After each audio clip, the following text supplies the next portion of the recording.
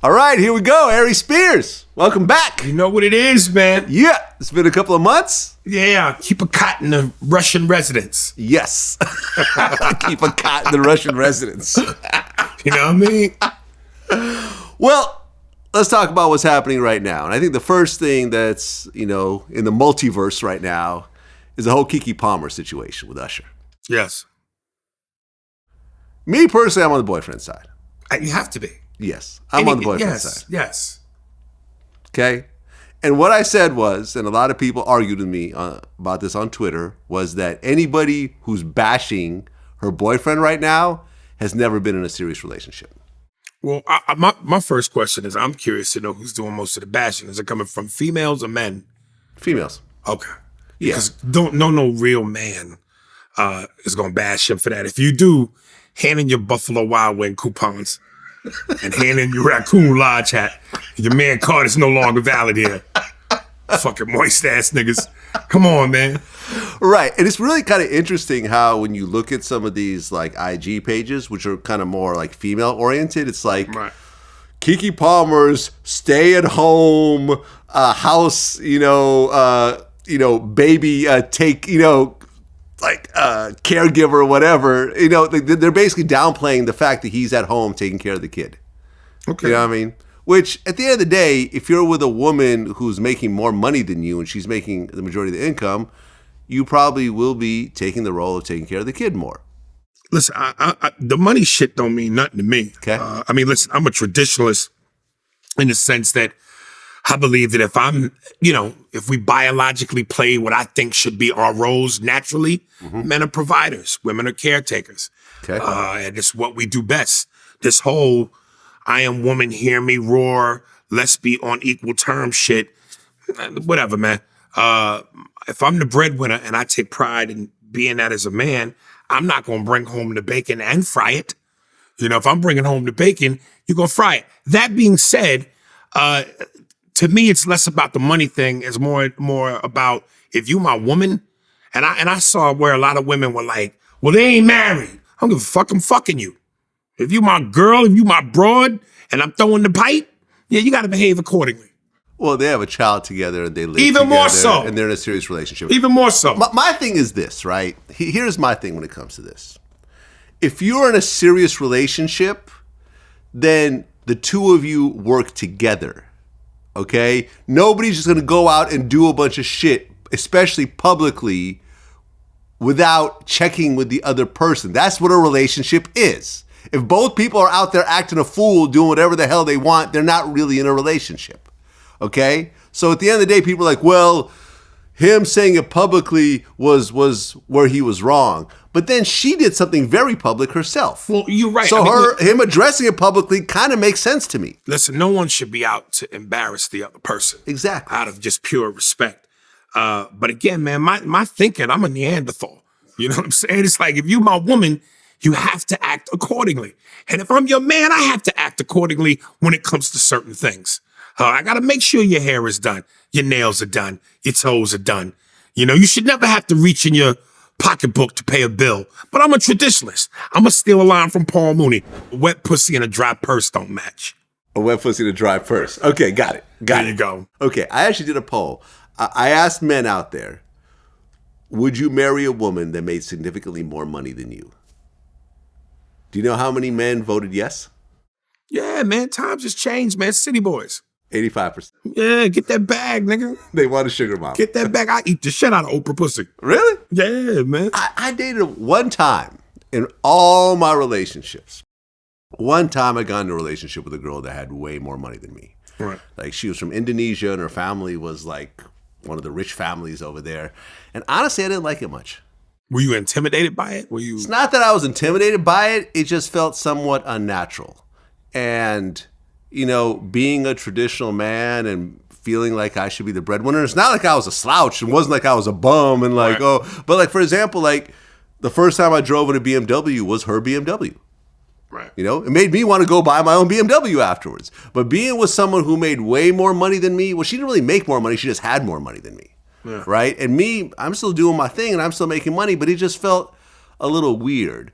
And, you know, as we were talking, oh, if we ever get married, you know, my family will buy us a mansion and stuff like that. And I'm like, man, I'm going to be living in a mansion that her dad pays for. And she could kick me out. Like, listen, I think that you should still want to form your own certain amount of independence. Because just as a human being, you should be able to take pride in what you've achieved. But as long as you're not like straight, leeching and taking advantage, and you have no goals or no aspirations to try to form your own identity and show your own value, then yeah, I mean, you know, because technically to some degree, when you are with somebody, what's mine is mine and yours is yours. Correct. If it's a real partnership. Right. Now, when the courts cut that bullshit out, we be all right. Well, at the end of the day... we talked about that. So. We talked about that lots of times. At the end of the day, if you're with the right person, they will help you to achieve greater heights because both people are benefiting from it. Yeah. You're both benefiting from it. You have joint bank accounts. You have kids together. Like, it's one of those things where both people are working towards a common goal. I'm just saying, as a traditional man...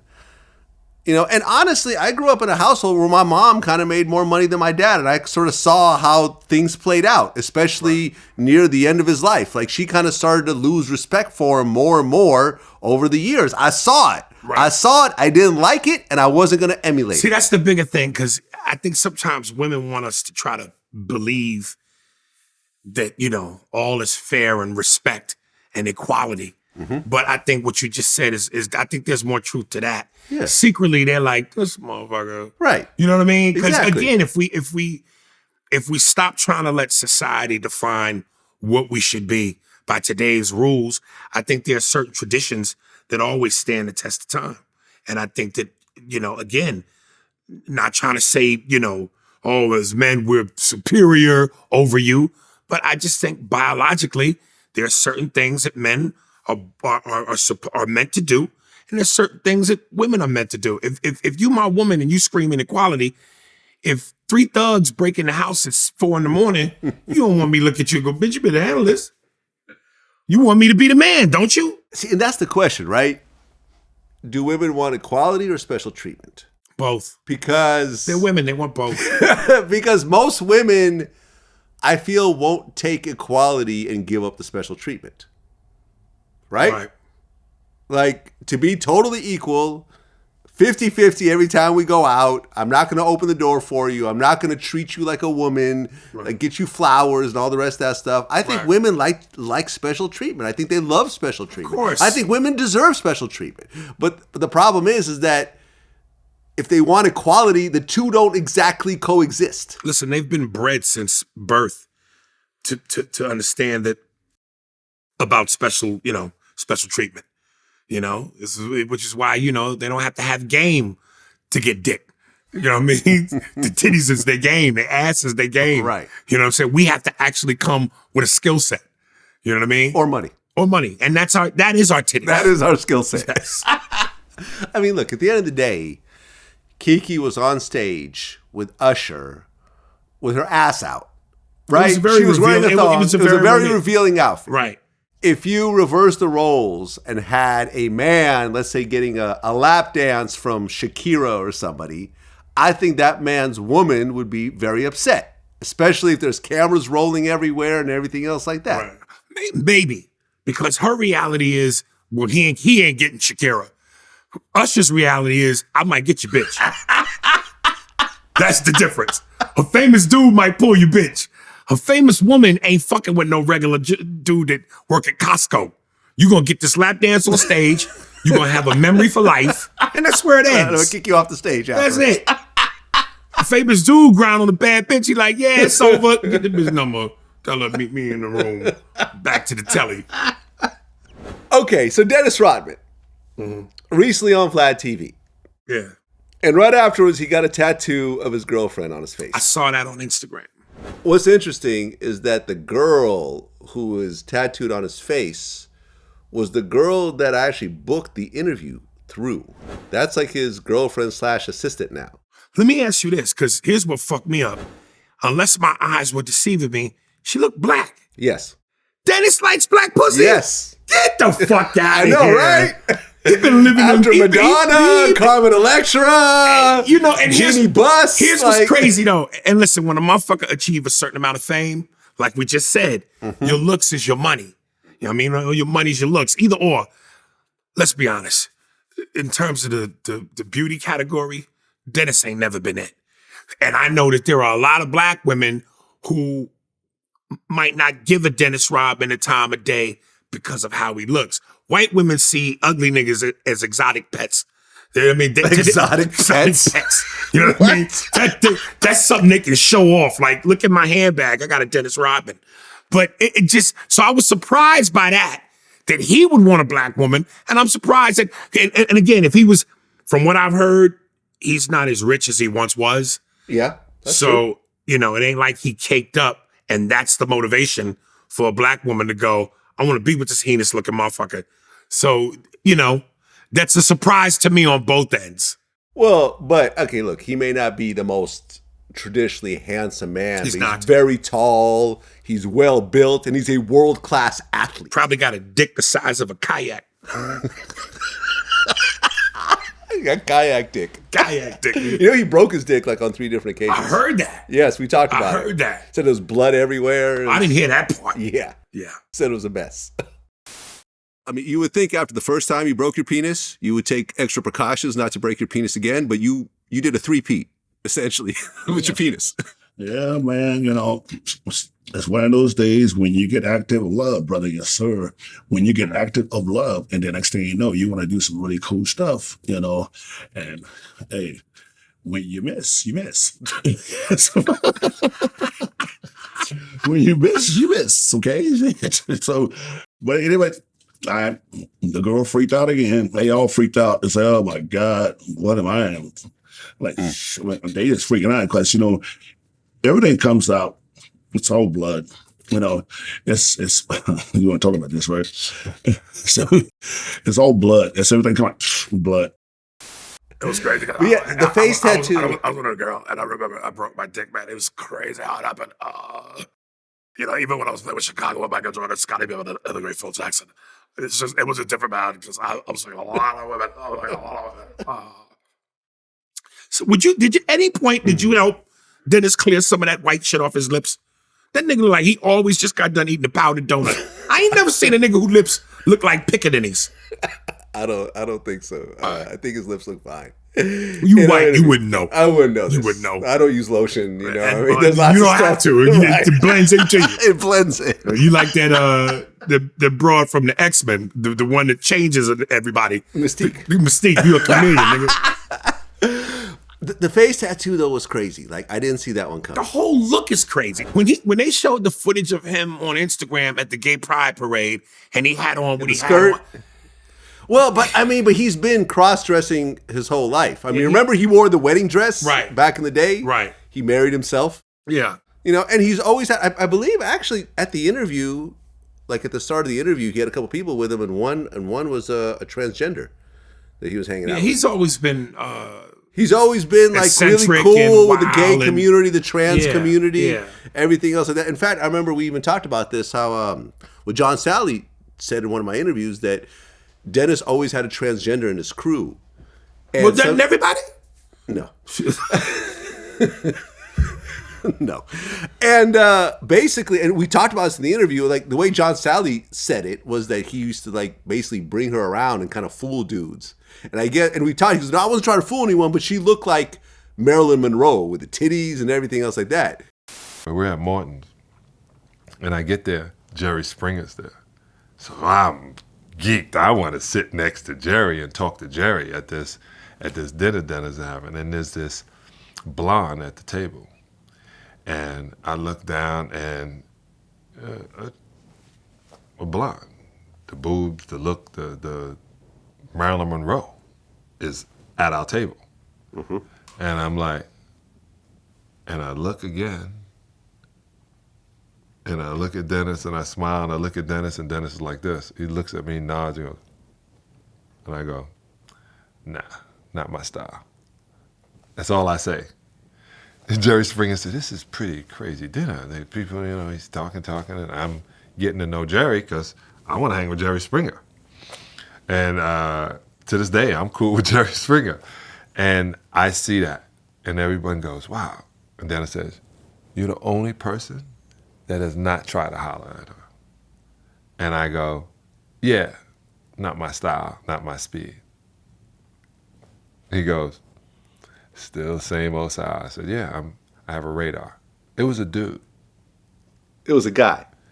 And and then when he has his party at a gay club called, I think it was called Tracks, downtown, and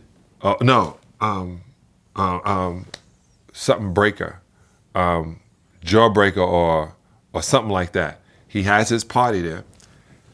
The media shows up because they have to be where Dennis is going to be up and wild. Other dudes show up. They see the blonde who's always with him. That all these people like, oh my God, you can't.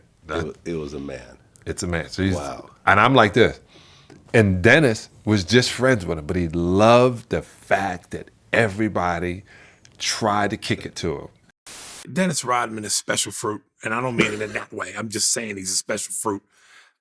And he does things that most, let's be honest, black men to their core don't do.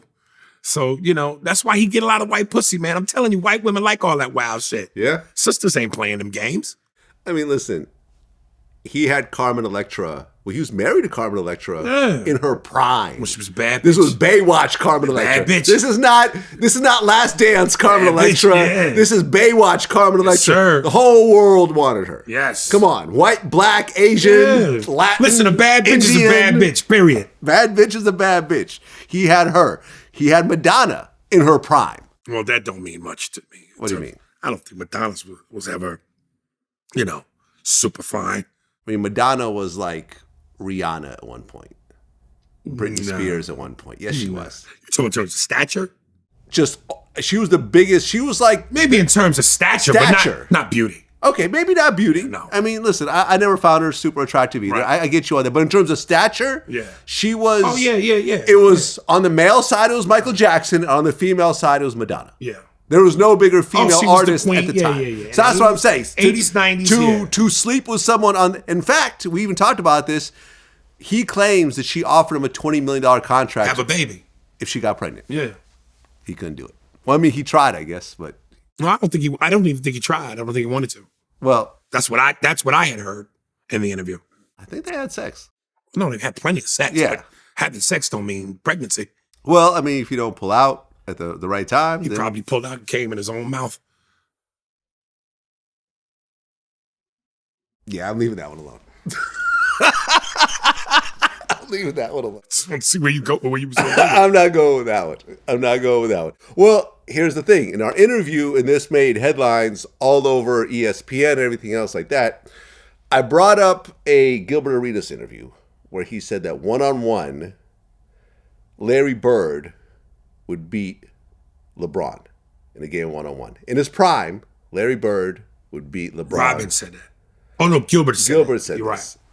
And he also said from three-point line. He didn't say from half court. He said specifically from three-point line, the way Larry Bird plays, he would beat LeBron one-on-one. I brought this up to Rodman, and he said that today, Larry Bird would be playing in Europe. Okay, I'll put it this way. If Larry Bird played in this era, I think he'd be in Europe.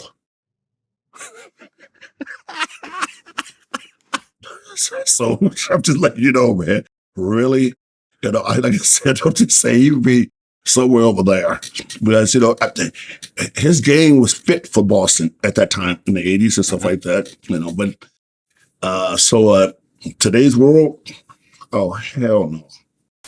Yeah, he said that same stupid shit back in the mid 80s when he said that if he was a black player, he'd be just another good guy.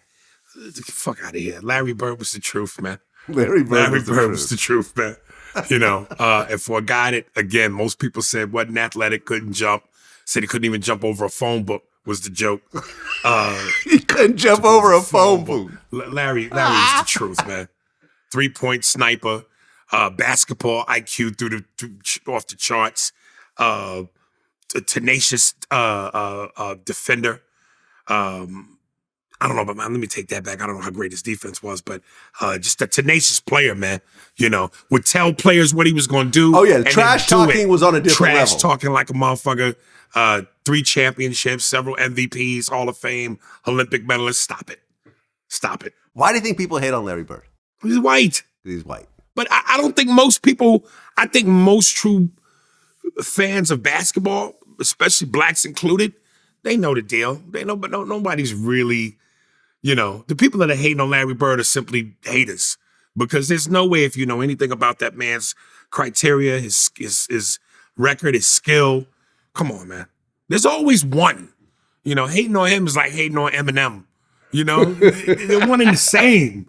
Official tissue, man. I mean, look, for people that are old enough to remember, the big matchup when we were growing up was Bird and Magic Johnson. Yeah.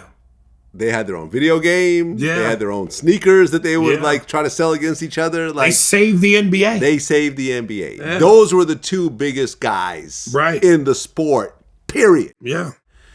And, you know, I mean, listen, people get older, they forget.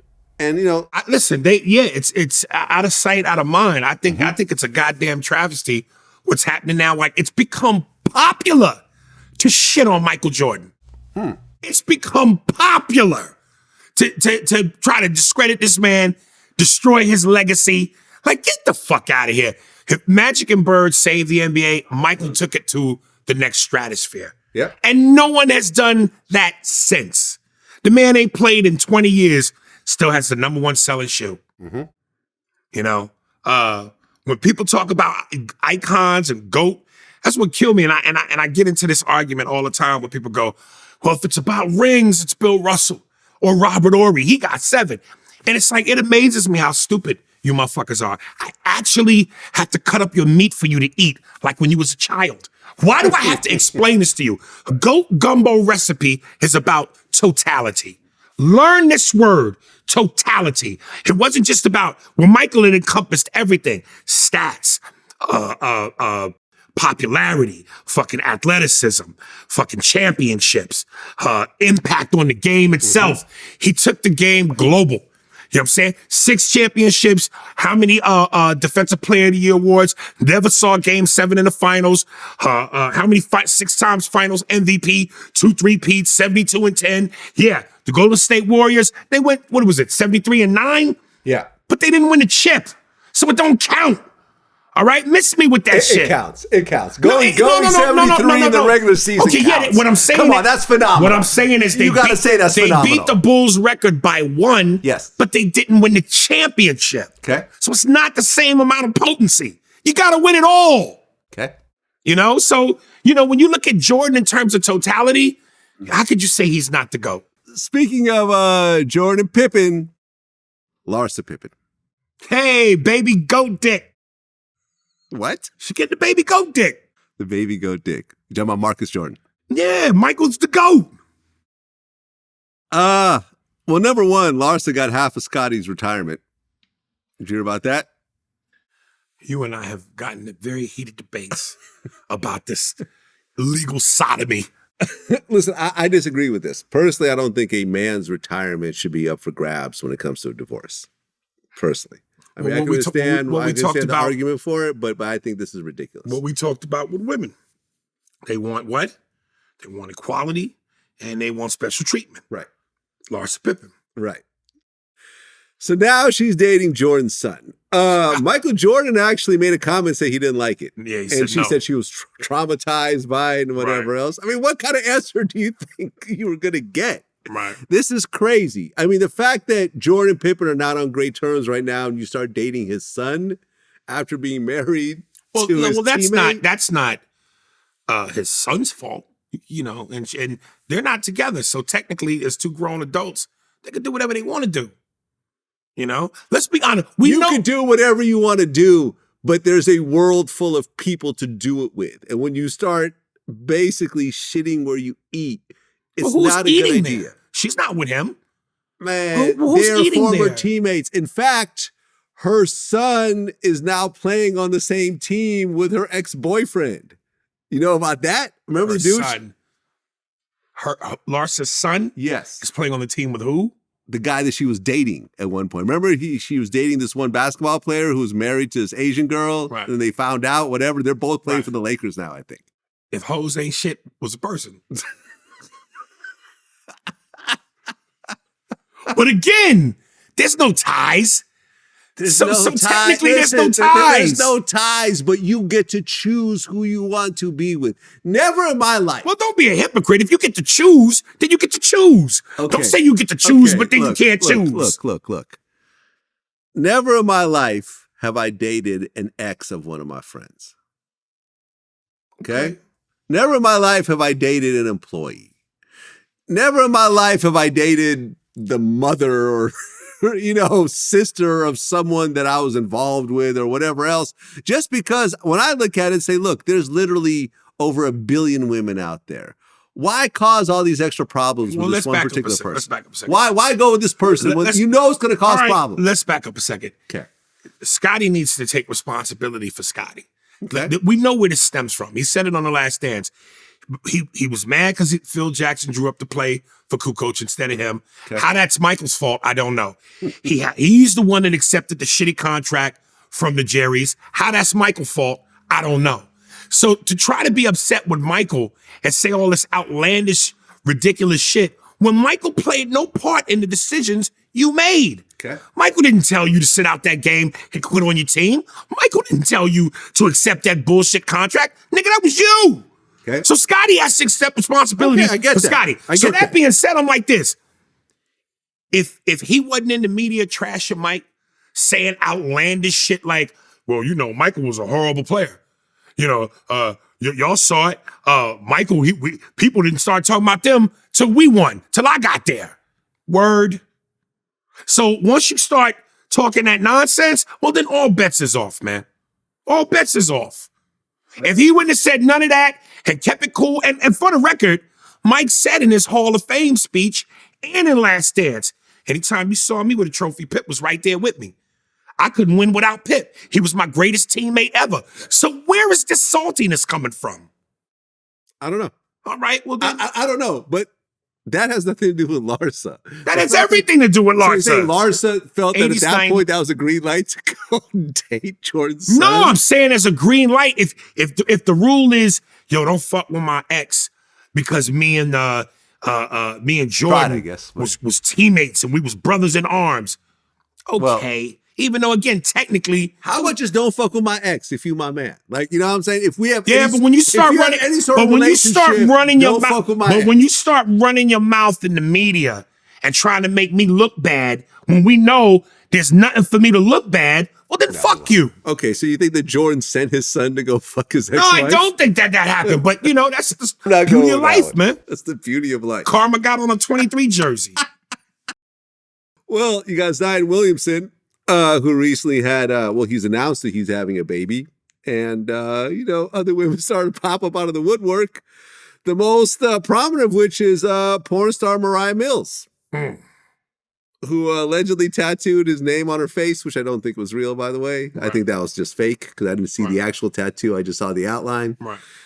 But she came out with all these outlandish claims saying that he was paying her $100,000 a month and he had moved her out or had her move somewhere and all this other type of nonsense. And then she threatened to leak their sex tape, which she got her Twitter shut down. She also claimed that she's pregnant, that she had a pregnant, I don't know. What is your take on this whole thing? Listen, man, we all do a lot of shit for that box, man. You know what I mean? It's just, the nature of being a man often, unfortunately, supersedes common sense. So, that's why, again, when you go back to really famous women, ain't fucking a nigga that work at McDonald's. But the really famous man will fuck the bitch that work at TJ Maxx. You know what I mean? And if you don't make, which should be better educated choices, you get what you pay for. That almost reminds me of how, remember that girl that went viral at Home Depot? The really pretty girl who, did a video. She works at Home Depot. Right. Shaq actually went to Home Depot looking for her at one point. I'm telling you, listen. Proves your point right there. Listen, to us, whether it's, whether the pussy is in a Armani suit and is the CEO of a 500 company, or whether the bitch got on the goofy hat where she pumping the hot dogs. I forget what that. Hot dog on a stick. Julius. Hot dog on a stick. Yeah, I love that place. By the way, if she a bad bitch, nigga, she getting dealt with, even with the goofy hat. You know what I mean? Because we don't see, what your status is. Yeah. We see what's obvious, the flesh and the bones, man. Yeah, I mean, Gilbert Arenas, he made a comment, I think on his own podcast, that basically said that sports players essentially have access to the worst types of women. So basically when they're available, middle of the day, whatever else, like all the really good women are working, they have a job, they have a career. But all the strippers who are waiting to go out until 10 o'clock, they're all available. If you got all the Instagram models who are unemployed, who have Fashion Nova deals, they're all ready. So basically that's what they end up choosing. If you got enough money, you got access to all the women. But let's be honest, the women that are the Fortune, CEOs of the Fortune 500, some of them come with morals and standards. The broad that work at TJ Maxx is trying to come up. So her standards and her morals ain't the same as the chick that works for the Fortune 500 company. And listen, you really want to hunt your prey, or you want it to just fall in your lap? And the stripper can fall in your lap. It's not bad. The stripper falls in your lap. I've had a few literally falls in my lap over the years. Yeah. It's not too bad. It doesn't require any work. Like, it's just all right there for you. I feel you. And look, at the end of the day, Zion did nothing wrong. He's a 20 in his early 20s. What is he, 21, and 22? Rich. He's rich. He's an incredible athlete. We all grew up watching porn. And then you get to a point where you actually have access and money to these, to have these porn stars. Yeah. You don't have to watch them on the screen. You could actually experience them in real life. I've fucked more porn stars than I've watched. You know what I'm saying? I'm not a porn dude. I've never been a porn dude. I like porn long enough to get me erect. Then I like to cut the movie off and fuck the real thing. Okay. Yeah. Yeah, man, look, he did nothing wrong. But, in terms of choosing women, the girl who he got pregnant, who was, had a baby shower and everything else like that, people start pointing out that she was in this video with Queen's Flip, and she's fighting another girl in the damn video. Like, literally a street fight, hitting the other girl's head against the wall, a titty pops out. Right. Like, this is who you're having a baby with. This right here is who you're having a baby with. Like, you're tied to this person for the rest of your life. But they're around the same age, though. So they both. She's actually older than him. How old? How much older? I think she's like in her 30s or something. Okay. Well, he's doing young man shit. Yeah. He's making young man mistakes. Young man mistakes. Yeah. Ja Morant was suspended for 7 games originally for pulling out the gun at the strip club. Everyone got on him. It was a very serious situation, only for 2 months later to pull out another gun while jamming out to NBA Youngboy in the car. And at first I was kind of blaming the guy that was filming on, on IG Live. But then I realized that before he pulled out the gun, he put Ja Morant was all in the camera like, yeah, what's up? We in here, knowing he's on IG Live, only to pull out a gun 30 seconds later. Right. Now, he claims the gun was fake. He showed a video of him like lighting candles and whatever else, but he still got suspended for 25 games. That is a lot of games to be suspended for. A lot. That's what, like a quarter of your season or something like that? Yeah. What are your thoughts on it? Niggas. That's what niggas do, man. Everybody wants to show out for the gram and, live in this day and age where, you're trying to keep up with the Joneses and show your thug level. That's what happens. And at first, I remember at one point, because I really didn't know too much about him, but I perceived that he was, on some thug shit. But then everybody was hitting me up like, nah, yo, he comes from like a great middle-class home. He wears leather moccasins with no socks. You know what I mean? Argyle sweaters. So I had him pegged wrong. But then again, when you come from that environment, sometimes you can't wait to show out. Just to show you not square. Yeah, I mean, he ended up losing, was it $30 million. Was his suspension longer than any of the dudes that remember the Malice in the Palace? Ooh, yeah. Shit, I don't know. Right. Let me see. Because I remember, I don't remember who specifically, but I think between like Jermaine O'Neal and Ron Artest, some of them dudes, and what was my man's name? Stephen Jackson? Some of them dudes, Stephen Jackson, they damn near missed the whole season. Here we go. After the game, the NBA suspended 9 players, including Artest and Wallace, for a total of 146 games, leading for the players losing $11 million salary. 5 players were charged with assault and eventually sentenced to a year of probation, community service. 5 fans also faced assault charges and were banned from attending Piston games for life. 146 games total, meaning all of them? All of them, yeah. So 9 players, 146 games total. And how long was Ja suspended for? NBA suspended Artest, Jackson, O'Neal, and Wallace indefinitely, saying their actions were shocking, repulsive, and inexcusable. So I guess the rest of the season they got suspended. And how long was Ja suspended? 25 games. Damn. So a fight is deadlier than a gun. Depending on where the season was at the time, hard to say. Hard to say. But here we go. Artest was given the longest suspension. He was suspended for the remainder of the 2004 and 5 season, suspension that eventually totaled 86 games. There we go. 73 regular season, 13 subsequent playoff games. So really 73 games plus the playoff game. So yeah, Ron Artest got the book thrown at him. Right. I mean, listen, I can't really blame him for what he did. They were throwing ice and shit at him, like throwing drinks on him. Well, he didn't even attack the dude that actually threw the drink. He attacked somebody that was completely innocent. Yeah. I forget what it was on Netflix. They did the thing about the Malice in the Palace. I forget what it was called. No, I watched it. Yeah, the documentary. Yeah. So I mean, listen, I've been around Ron. I've interviewed him before. I've hung out with him before. He's. I always thought he was a tamer version, but a little still wild, of Dennis Rodman. I can sort of see that. I remember when I first met him, and he was still playing at the time. He had the widest shoulder frame I've ever seen on a human being. Like it looked like wings. Like his shoulders were so wide. He was just an inhuman looking, human being. It was just like, wow, like this guy was born to play this game.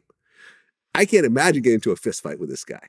Like I can't imagine and taking a hard right from Ron and that's Artest. what I mean when I make the comparison to Dennis. I think if the word I'm using is correct, is tenacious. They both had a certain tenacity about themselves on and off the court that to me resembled each other. Yeah. Well, I mean, listen. Hopefully, Ja learns from this. I mean, his sneaker is still for sale. Yeah, and Nike didn't lose the sneaker deal. It was just some dumb shit. Whether the gun was real or not, considering what you just went through, why even bring that shit with you?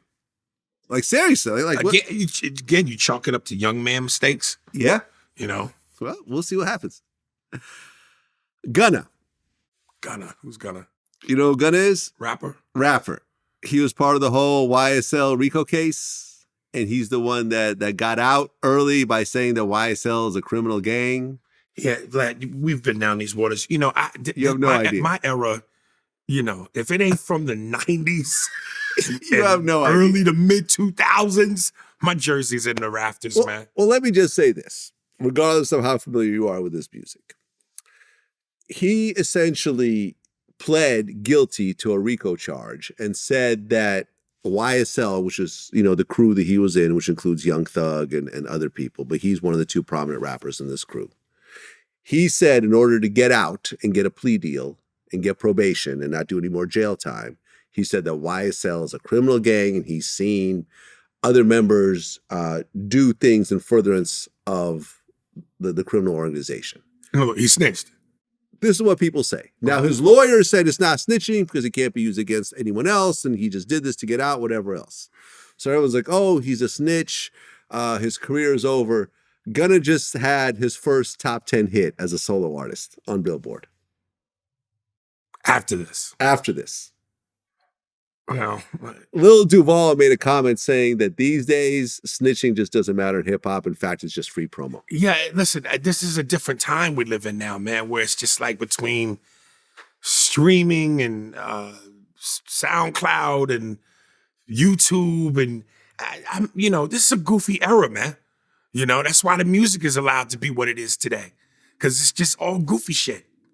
If this era had any of the kind of respectability and authenticity that the 90s and the early 2000s had, half these dudes wouldn't have careers. I mean, he's proven that you could cooperate, whatever that means, and just go on with your career as if nothing has happened. Because honestly, I feel that the majority of the fans don't give a shit. They probably don't. How many of these people that listen to Gunna's music are hardcore street guys that follow the street code? I don't even know if what they're listening to they consider music, but it is what it is. You know what I mean? I don't consider it art. No? No. I consider it art. You don't like any new artists? We've gone through this before, but we can go through it again. J. Cole, Kendrick, and then I struggle after that. Corday? Who? Corday? I don't know who that is. He's dope. Oh, okay. He just had a baby with the tennis player. No, who's the tennis player? Naomi Osaka. Oh shit! Okay, that's she's the big dog. She's up there with the Serena Williams. So okay, winning championships and everything else like that. There's a lot of dope rappers out there. There's a lot. You may not like them all, but Kendrick is undeniable. J. Cole is undeniable. Mm-hmm. But the baby's dope. No, you don't fuck with him. No idea. I know he is. Well, Lil Uzi Vert just dropped the first #1 rap album of the year. Fuck out of here, dude. All them little niggas, don't fuck with them, man. That whole thing, throw it away. The whole thing. The whole thing. Everyone with the name Lil in throw it. it all away. Throw it all all in away? the garbage, man. It's garbage. I've said this a million times. It's garbage. Niggas that do this. Oh, show the teeth. This stupid shit. Gremlin looking the fuck out of here, man. So you don't like Kodak Black at all? Oh! You've never heard a single song? Any nigga that pronounces orange. Inch. Nah, yo. Inch. I never heard that before. He said, I saw a clip. He's like, man, I like some orange. When I get my Chinese food with the orange beef. Nah, man, I read, dude. You know what I mean? I'm not saying you got to be super conscious. You know what I mean? But come on, man. Like, you ain't got to be insect burning diggable planets. But, I like some street along with a little bit of intelligence, man. Well, Lil Uzi Vert dropped the #1 rap album. First one this year. In fact, but there's been no #1 hip hop songs all year. Bow Wow said it's because the music is trash. That's the blame right now for no songs charting at #1. And Bow Wow is a strong artist in his own regard. In his own right. In his own right, during as his time. The music that he was making at the age he was making it. I thought it was a big deal. I mean, in fact, he was like, I remember talking to Free from 106 in Park, and I asked who the biggest guest was. She said Bow Wow. She said it was like Michael Jackson when he showed up. Like, girls lost their mind and everything else like that. So he could speak on this subject. Yeah. Listen, man, I know to a lot of people, especially to the younger people, I sound like old man, get off my porch shit. But get off my porch. Yeah, but come on, man. We can't deny what's obvious. If we talking about what the real ingredients to great hip hop has always been, lyrics, metaphors, punchlines, storytelling. You know what I mean? Yeah, but styles have to change. Like, you can't keep. Yeah, but they should change for the better. Styles Evolution is supposed to move forward, not backward. So you don't like Future at all? No. Because Future actually, if you listen, he actually has lyrics. Future actually is same rapping. Cadence, same melody, rap style. It's that same fucking formula. I mean, every rapper raps the same throughout their career. Q-Tip rapped the same throughout his career. Rakim rapped the same. Jay-Z rapped the same. You don't see what the difference is, though? But they have the same cadence. They have the same flow. No. If you like jelly beans and you look at a bag of jelly beans, there's a bunch of different flavors and colors. Okay. Today's generation, it's all the same color. I disagree. How do you say that? I disagree. To say that Jay-Z is a different jelly bean every time he does a song. No. You are who you are. And Eminem sounds like Eminem. Like Eminem. Like I remember. You're not getting what I'm saying. Okay. You are who you are. Yeah. And I remember Snoop said this in an interview. You took pride in knowing that when you rapped, you weren't trying to sound like somebody else. Right. You are who you are. Mm-hmm. But Eminem didn't sound like Big L. Fat Joe didn't sound like Jay-Z. DMX didn't sound like Snoop Dogg.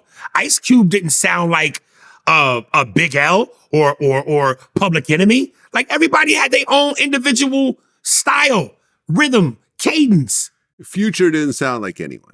Future came out unique. Now you could say that, he took the auto-tune from T-Pain to a certain degree, and you could say there was some resemblance, but I think when you hear Future these days, he doesn't sound like T-Pain at all. Lil Uzi Vert. Can you play me anything from Future right now? Yes. Play me something from Future. I mean, I can't play it because there's going to be audio problems. Okay, but there's going to be copyright issues. All right, but can I hear something and then we cut back to? Sure. They all do that shit. They all do that. Q-Tip had the same flow every song he did. As him. Yes. But who else sounded like Q-Tip? Nobody. There you go. Who sounds like Future? Everybody. Okay. I don't know. Everybody from this era. I don't know about that. You come on, man. I don't know about that. I mean, look, man. Music evolves, music changes. Future sounds a little like there's some similarities in there with Migos. Well, I mean, Migos kind of created a style that a lot of people ran with. So you can't. Everybody ran with. Eminem didn't create a style that all of a sudden everybody went, we're doing that. Jay-Z didn't create a style where everybody went, we're doing that. Snoop didn't do that. Biggie didn't do that. Mobb Deep didn't do that.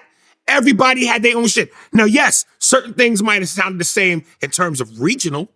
East Coast niggas have a certain sound. A lot of Queens rappers sounded like Mobb Deep. But there still was individuality in the delivery, in the cadence. We can agree to disagree. Everyone has. No, we can agree that I'm right. We're fucking disagreeing. Young Thug sounds different from Future. Sounds different from Migos. Who, by the way, is still locked up. Who is? Young Thug. Oh, yeah. Still got the RICO case going. And actually, Kodak Black got arrested again also. I think he violated his probation or some sort. Right. Yeah. The fact that these dudes keep getting arrested over and over again is just mind-blowing. They play the game backwards, too. The goal is to blow up, get rich, and stay out of the cuffs. Right. These niggas blow up and get in the cuffs. Yeah. I'm telling this era goofy, man. Well, one of the greatest examples of this is Tory Lanez. Since our last interview, he has been convicted of all the felony counts, and he's facing up to 13 years in prison. This turned into very much of a battle of the sexes. Like, everyone, since I have a mostly male audience, most of my viewers were like, he's innocent, she's lying, free him, whatever else. But ultimately, he got convicted by a set of jurors, and now he's waiting to be sentenced. What's your take on this whole thing? I don't know that I really have one, man.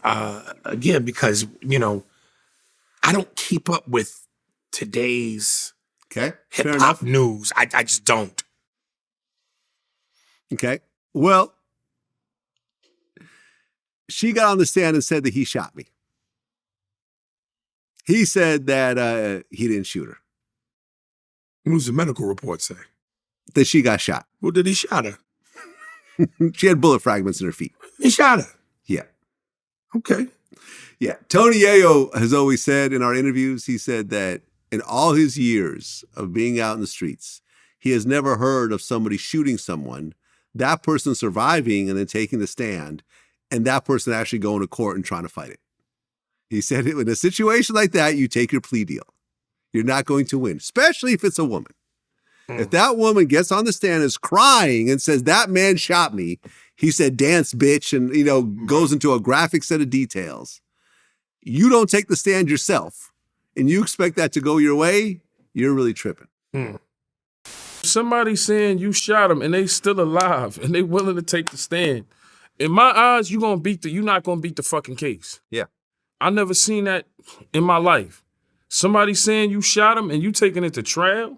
Yeah. And I guess his confidence of taking it to trial, everybody believes him. The internet judge, oh, he lying, this one shot him and the girl shot him. It was a lot of confusion to the case. The sad part about it is just playing with the gun. When you from the streets, you don't play with guns. But when you've never been in prison before, you're 5'0", you're from Canada, and you got social media behind you, you think that things are going to work out your way. But what I've learned is that all this social media shit doesn't matter for nothing when it comes to a courtroom. Yeah. In a courtroom, it's you, the lawyers, the judge, and the jury, and that's it. And when you got this as your uniform, you already behind the 8 ball to begin with. So. Well, but it's a black woman that he shot. Neither one of them should be in court. Period. Niggas don't belong in court. So you think she should have just not said nothing? I don't know if she shouldn't have said nothing. Maybe she should have handled it a different way, maybe. But, you know, just black people don't belong in court. That courtroom that's not a good look on us. If you're a woman and you got shot by a man, what are you supposed to do? You're supposed to just take that L? Maybe call your brothers. That's what you got brothers for. That's what you got kinfolk for. I don't think she has brothers, actually. I think she's the only then child. Pussy must be trash because she's supposed to be able to call somebody with dick. Well, she has a boyfriend now, but I'm saying. Why didn't he handle it? I mean, Tory Lanez is a celebrity. He has security around him. Right? You're not going to get to Tory Lanez. Kennedy got gotten to. I don't think it's that serious. I'm just saying, if you can get to Kennedy, you can get to Tory Lanez. So you don't think that as a woman, she should have called the police? Well, I mean, the police showed up and she gave a statement. Right.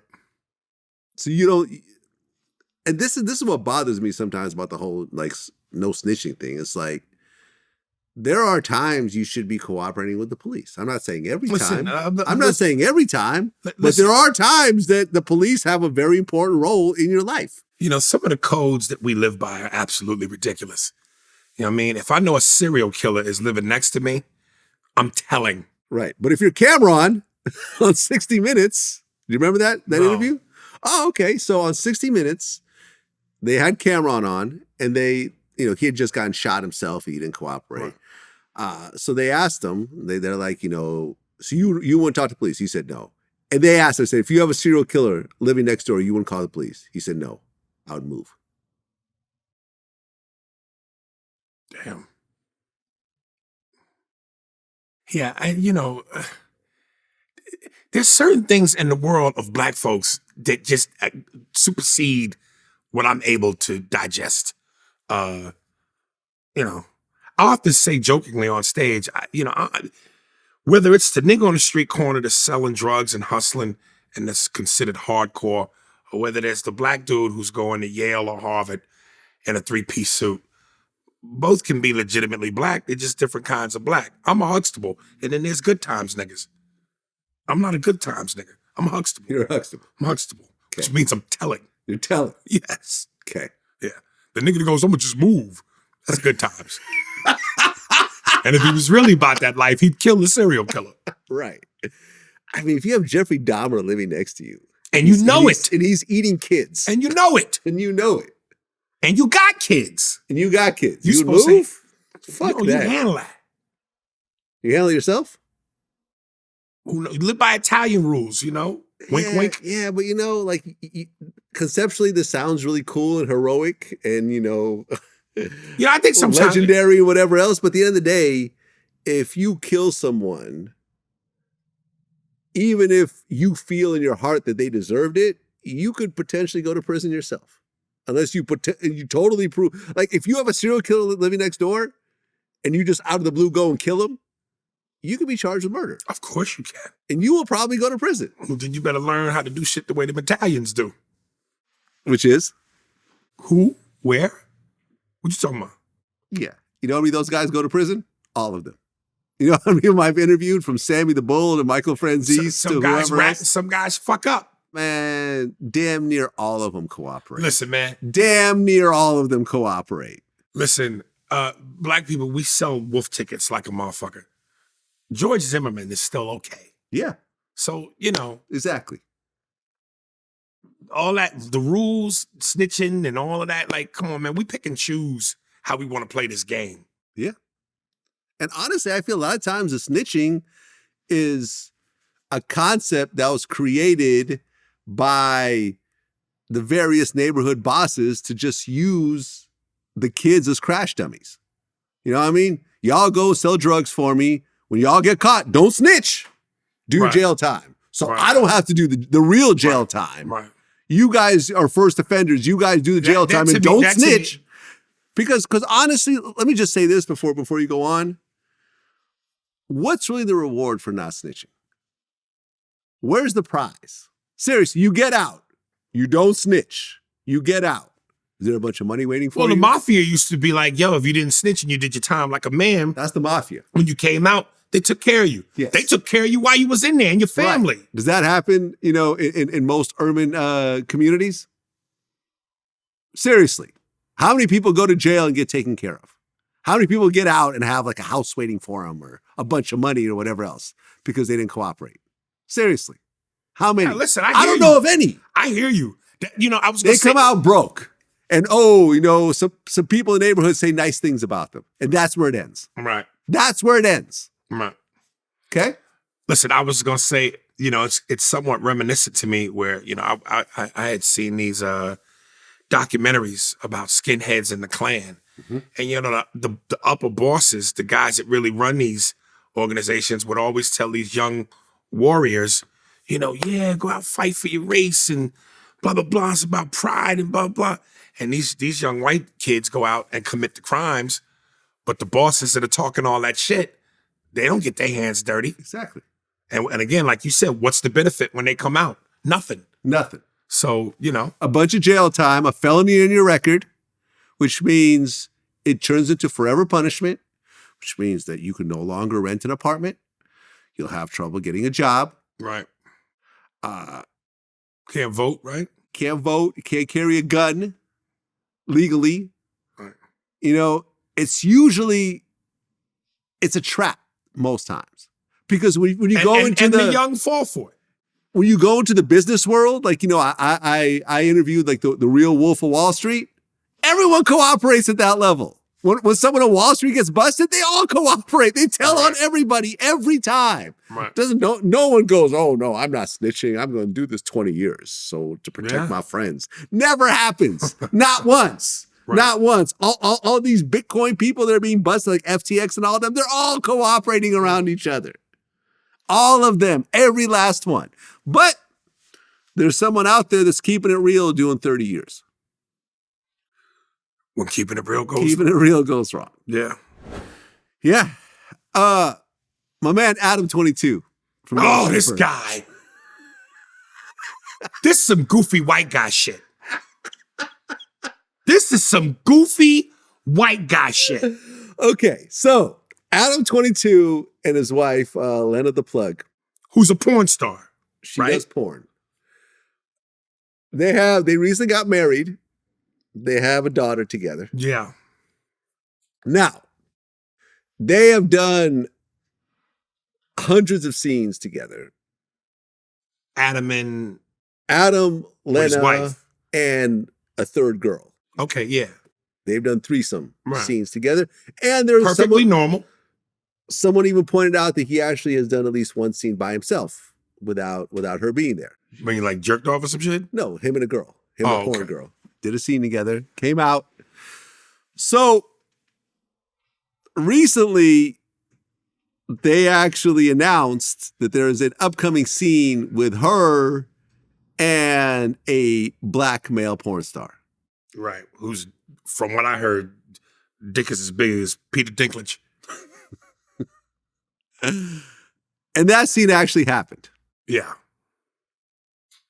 And now everyone's calling him a cuckold, and everything else like that. And he said that he saw the scene, thought it was hot. And I actually did a poll on my website. 100,000 people voted on this poll. I said, fellas, if your woman allowed you to have sex with 200 other women, and in exchange, she could have sex with one man, would you do it? 85% of people said they wouldn't. They wouldn't. They would not. Yeah. If you were to answer this question. No. No. No. Your woman. No. Said you could fuck 200 of the baddest chicks you could find. I am a Negro. No. Listen, I say this in my stand-up, and I'm dead ass serious. White guys, y'all be on some other level when it comes with certain things. You know, and it is a white guy thing to be insanely freaky. I've had white guys come up to me at my show and go, yo, man, yo, I fucking love you, man. Aries, you rock, man. My girl, she fucking loves you. Yo, you should fuck her. You can't even compliment respectfully a black man about his woman to him. Hey, bro, all respect, brother. Yo, your girl is gorgeous. I appreciate that. Go ahead with that, nigga. Niggas don't play in them waters. Okay, we don't play in them waters. You had a white guy come up to you and said you could have sex with my wife or girlfriend or whatever else. Did you do it? Would I fuck his girlfriend? Yeah. Yes. Did you do it? No, I've never had that happen. But No. I didn't do it. But I didn't think he was serious. I didn't really think he was serious. Plus, I'd be worried about the setup. How did the girl look? She was okay. She was okay. Yeah. If she's fine If she enough. was bad though. And listen, it wouldn't be about fucking the fuck. Okay. So let me ask you a But question. no, I'm gonna make this point. Go ahead. It wouldn't be about fucking the fuck. I'm getting her back for slavery. Okay. I'm doing it for the culture. Okay. Who's the baddest white girl out there? Let's pick one. Who would you say is the baddest white girl right now in the world? God if you were to damn. just pick them. Oh, Jesus. I can't. Once upon a time ago, I said Megan Fox. Okay, Megan Fox. Margot Robbie? Margot don't do it for me. Don't like do that. it. Okay, Yeah. Megan Fox. Yeah. Okay. A guy walks up to you after a show and said, hey, I want you to fuck Megan. I'm going to let you fuck Megan Fox. Right. But I got to watch. No. No. Dude, let me say something. With some of my closest friends, my boys, we could have ran a train on a broad. I won't do that. I'm very personal when it comes to sex. I don't want to be in another room with a dude who's naked. I'm naked. Fuck all that. Nigga, you go get your own piece of pussy in private, and I'm going to do my thing in private. I'm not an exhibitionist. You never had sex with another dude in the room? No. Would never do that. I just wouldn't feel comfortable. I've had situations. You Russian, nigga. You've enslaved bitches and made them have sex with you. I don't know about that. But no, I mean, I've had threesomes. Like me and my man have fucked a chick before. We'd be on opposite ends. You know what I'm saying? Yeah. It made me, I mean, I'll tell you this though. Like it definitely made me sure at that point that I wasn't gay.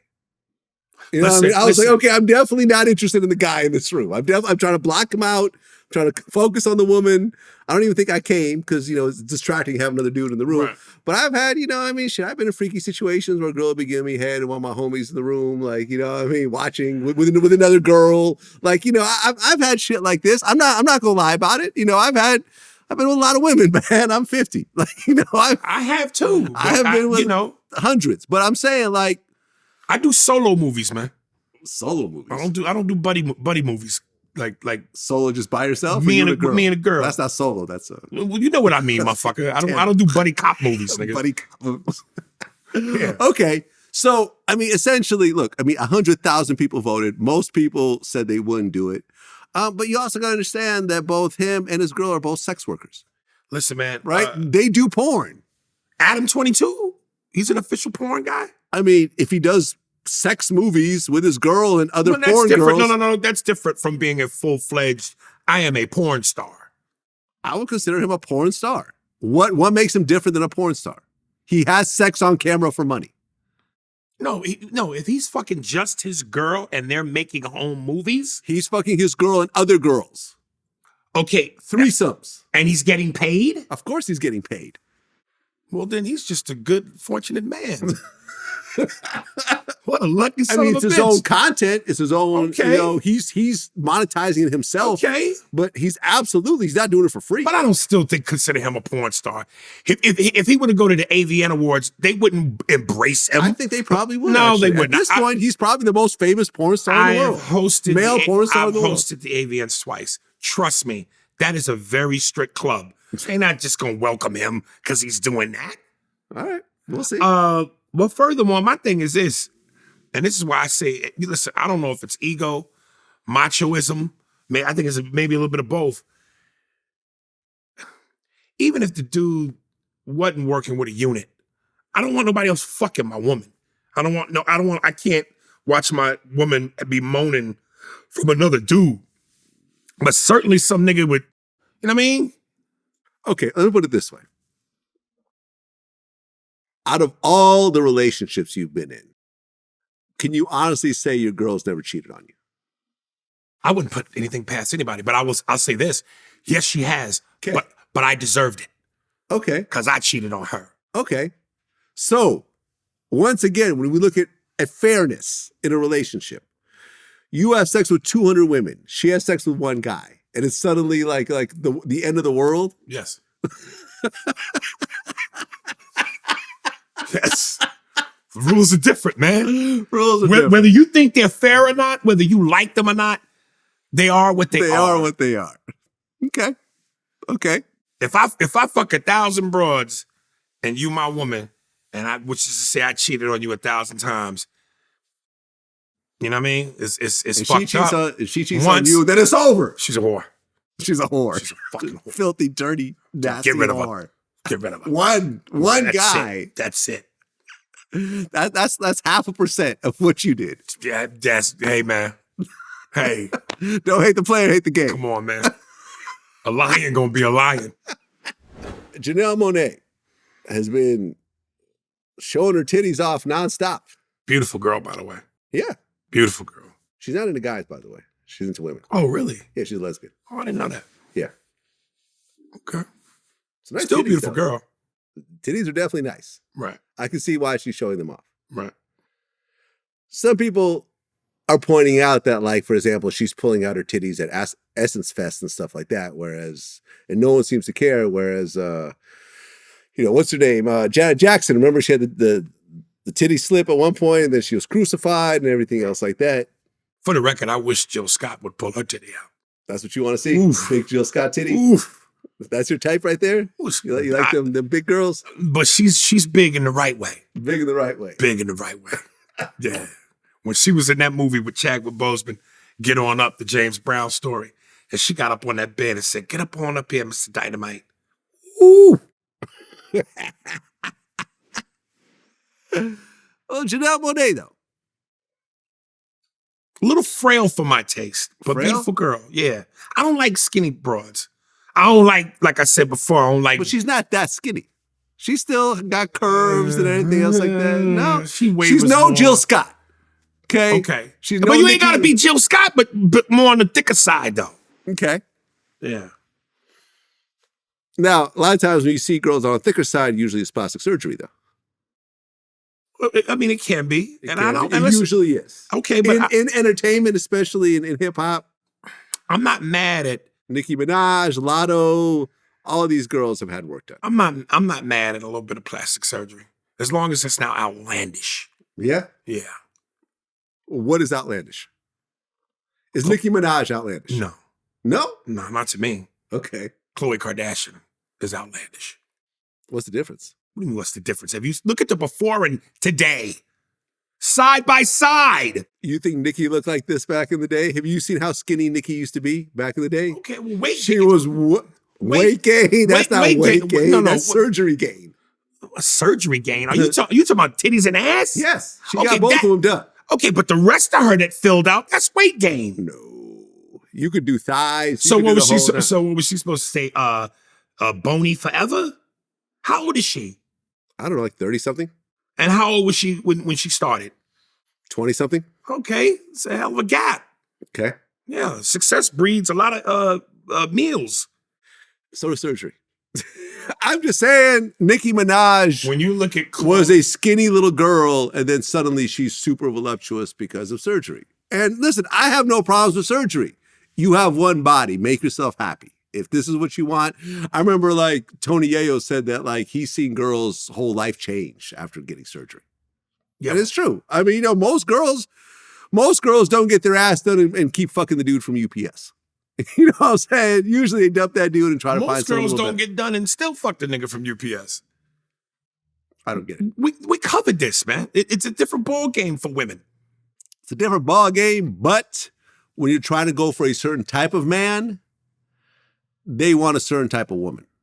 And if you have no body, your teeth are fucked up, your makeup's crazy, your hair is fucked up. I still can't get past the fact that you don't see the difference between Khloe Kardashian when she first pre-surgery ever to where she is now. I think it's similar to what Nicki did. That's all I'm saying. I'm not saying there's no difference. Of course there's a difference. I'm just saying. I mean, it's a vastly visible difference. Well, I think Khloe got her face done, and I think maybe that's what you're focusing on. Yeah. No, she got everything done. No, I mean, her face looks totally different. She's like, before the surgery, she looked like John C. Reilly. Now she looked like Tom Brady's wife. She does not look like Tom Brady's wife. Fuck out of here. When you look at the vast difference, you know what I'm going for. She does not. You often think in terms of literal terms. I talk comedically sometimes. Okay, fair enough. I mean, look, man, if you want to get plastic surgery, you want to get your ass done, you want to get some lipo, you want to get your titties done. Women have babies, their bodies change, it's out of their control. I get it. You know what I'm saying? I used to be anti-plastic surgery, but these days it's like, something, I'm tripping. Like, I mean? If you want to get it done, get it done. You're only here once. The only thing that I really am worried about is like what happened to DC Young Fly's, kid's mother. I know she passed away. I don't know the details. She passed away from plastic surgery. Really? Yes. She went to Miami, got a bunch of work done, and then they found her in her hotel room dead. Jeez. Like right afterwards. Now, the reason, I don't know why she didn't have a nurse, because usually when you have these types of surgeries, you have a nurse that stays with you for like a certain amount of time, a couple of days, sometimes even a week or two. She got a bunch of work done and she died. And she was like, I think 20-something, had like 3 kids. I can't imagine what the conversation that DC Young Fly had to have with his kids. I can't imagine that. Imagine that. To tell his little girls, I think he has all girls, maybe he has a boy, that mommy's just not coming back. I had a cat who I still fuck with. I got my little Call of Duty team. We all get on the sticks and talk to each other online. I had a cat, man, real cool dude, man, whose wife had passed away. Huh. And I mean, he was obviously, understandably distraught. And I was just saying that same thing to myself. I was like, gee, because we would call him up sometimes and be like, hey, man, let's all have a Call of Duty night tonight. And he would be like, nah, I can't, man. It's date night with my wife. So it's Netflix night, And, to go from that to now that's not happening anymore. You're a single dad now. Right. And I'm going, damn, well, him having to tell his daughters that. And I remember when I talked to him on the phone and I was like, hey, man, if you need anything, I know it may not sound like much, but if you need anything, I'm here for you. I love you. Hit me up, dog. And he just started bawling. And I just went, God, can you imagine what it's like that first night or those several nights where you're used to having this body in the bed with you and now it's empty. Her clothes are still in the closet. How do you make that adjustment? Yeah, it's probably his best friend. It's the mother to his kids. Yeah, man, it's scary. It's a scary thought. Jesus. It's a scary thought. Jonathan Majors. Van Lathan said that Jonathan Majors was the hottest new black actor he's ever seen up to this point. Would you agree? Now, who was the first person that said this? Van Lathan said this. Van Lathan. Van Lathan used to be at TMZ. He has his own podcast now. Anyways, he's a regular guest on my show, also a friend of mine. But we're talking about Jonathan Majors. He said this is the hottest new black actor he's ever seen in terms of his trajectory. Would you agree, number one? I think that's a toss-up. I mean, you could put Michael B. Jordan in that position. Listen, you could argue it was Michael B. Jordan a faster come up than Jonathan Majors. Regardless, Jonathan Majors had an extremely strong come up. Yeah. Only to have this situation happen with the girl in his car. I think he'll be all right. Think he'll be all right? I think given enough time, he'd be all right. Yeah. This business is very forgiving when you can open a movie. The catch-22 is, how do you get back in a position to open a movie? I mean, I didn't realize how major of a role he had in Marvel. I mean, Kang the Conqueror, like the last Ant-Man movie, he was the main villain. Yeah. Like the whole movie was sort of centered around him. Yeah. And then the way the movie ended, spoiler alert for whoever was watching it, is like he's still kind of around. There's all these different Kangs. So it's like, okay, this Kang thing is about to be a recurring character in Marvel. And now everyone's sort of waiting to see whether Marvel drops him, because that's what everyone's unsure of. Now, if Marvel drops him from their roster, I think that'll be catastrophic. But as these details have been coming out, aren't they saying that he's not guilty of anything, like the lady lied or something like that? Well, no, he's being charged with, he had to show up to court recently. He said he's not guilty, in the courtroom. But he's officially being charged? Yes. Yeah, he's got a court date coming up. Megan Good went with him. That's like his new girlfriend now. Guess he's done with the white girls after this whole situation. Black women always be there for you, baby. I don't know. I asked Tory Lanez that same question. Yeah. Personally, do you think that he's going to get out of this thing? Well, damn. I didn't know that he had officially been charged. He's been charged. And to make matters worse, other past girlfriends have come forward and cooperating with the police to talk about other abuse situations and everything else like that. Here's the thing and I've often said this is with celebrity is people feel an attachment once they let you into their lives, whether it's through their television in their living room or whether it's because of the money they invested to go buy a movie ticket and sit in the dark for 2 hours.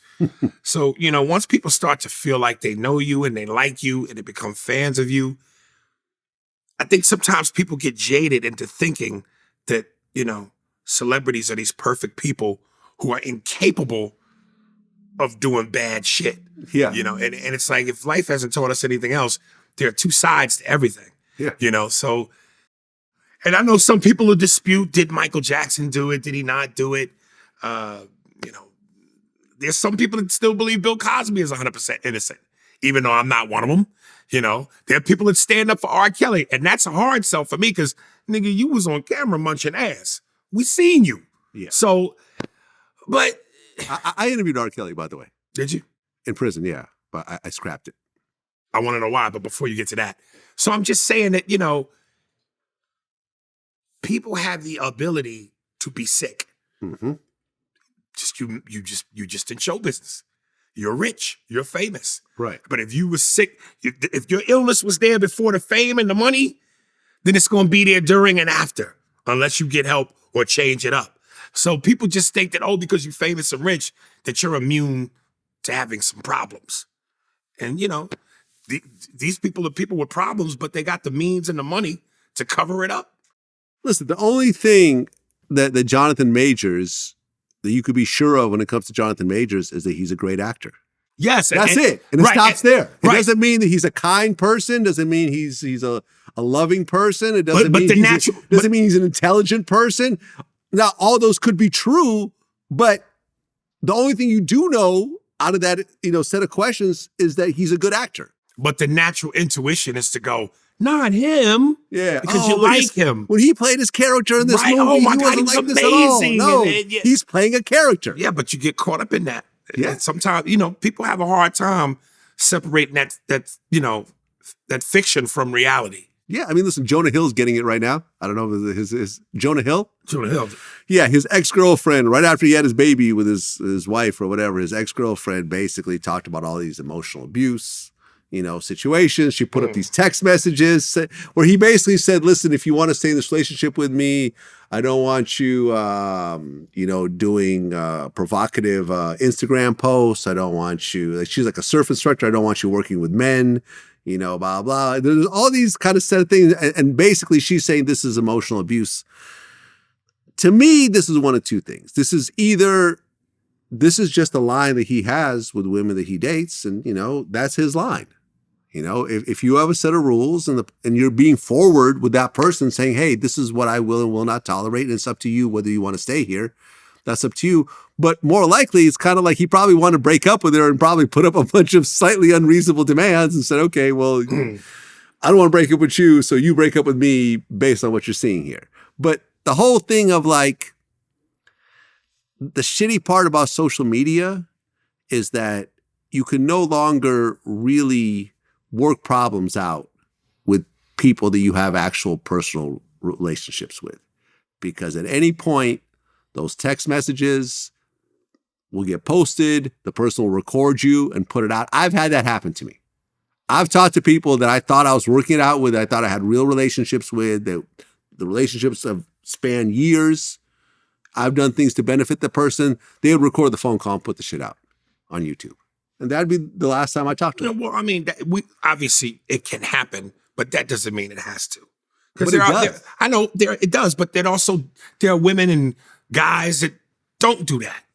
If you're fortunate enough to find someone who is trustworthy, who is not out to hurt you, not out to gain something because of who you are and what your status is or what your financial position is, then you're very fortunate.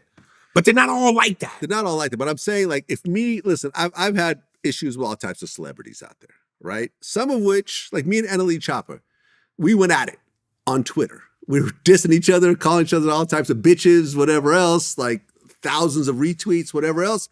We got on the phone, we talked it out like men. He came in, did an interview, we hugged it out, everything else like this. But there are certain people that I feel like, based on their lack of maturity and whatever else, that if I get on the phone with them to try to talk it out, they'll record the phone call and put it out. So I feel like I can't talk it out with that person. Yeah, listen, fortunately, I've never had that kind of exchange. That's what I'm saying. You're lucky. That's what I'm saying. I'm not saying it can't happen, because obviously you're proof that it can. Yeah, exactly. But I'm also saying that I don't think that that's everybody out there. It's not. It's certain people though. Right. It's certain people, and it's usually the people that expose their whole life to the internet. Me, I'm private. You don't see my house, my cars, my family, nothing. Like, you know what I mean? I just feel like I've got a personal life and I got a professional life. And I try to separate the two. Yeah, I'm private, but I let you see what I want you to see. That's why when you say there are people that live their lives on the internet, I'm not one of them. I try to have as much fun with it as I can. And sometimes I probably regretfully engage with people a little bit more than I should. Right. Which I'm really trying to put a hold on, because I'm like Tony Scarface balcony scene. Like, you say something crazy, I'm fuck you, man. But and I'm trying to stop doing that because I know the ramifications of that. Jamie Foxx is out and about now. Yeah, they said he saw him on a yacht. He was on a yacht. He was in the street somewhere. Like, a woman dropped her purse. He helped her out. I hope he's okay. I think he is okay. You think he is okay? Yeah. Why would he, it's like he was on the yacht having a good time. Yeah. I mean, I did hear that he had a stroke. And my guess, like, for example, like Martin Lawrence, didn't he have a stroke? I can't remember if it was something like that. Right. And if you look at Martin Lawrence now, he doesn't talk the same. Oh, okay. Yeah. You see what I'm saying? Yeah, He's just a little bit slower. My grandmother had a stroke back in the day. She lost half of her body. Yeah. Like, literally, the right side of her body was paralyzed for the rest of her life. She was bedridden from that point on. So my guess is that, yeah, Jamie's out and about and he's feeling better. But the reason why he's not making a selfie video, be like, hey, what up, Jamie? I'm fine. Let me crack some jokes, do some impressions, whatever else, maybe sing a little bit, is that it may have changed him. Oh, to God, no. I hope it didn't. It's a nice dude, man. I've been to his house multiple Well, times. let me be clear here. Let's separate the celebrity for a second. Mm-hmm. No one should have to. You wouldn't want for anybody to have to go through that and change their physical and human condition. So that's front and center. But now on top of that, when you look at a guy who's that gifted, sings like an angel, funny comedically, great actor dramatically, Oscar winner. Yeah. That just makes it all the more damn. Yeah, I would say. So you don't want that to be true, even if he didn't have any of those gifts. I mean, but with the gifts, it's like Jesus. No, I feel you. Would you say that Jamie Foxx is the most overall talented stand-up comedian of all time? Not talented in just stand-up, but just in terms of everything he does. In terms of his overall talent, singing, acting, comedy. I think he's up there with Eddie Murphy's always my number one. And I was going to say Eddie Murphy, but I said this, Eddie Murphy's had one song. This is where people on the internet have tried to chew my head off when I've said, because again, I'm opinionated. I prefer Jamie the singer over Jamie the comedian. I think Jamie's funny, but I love when Jamie sings. Okay.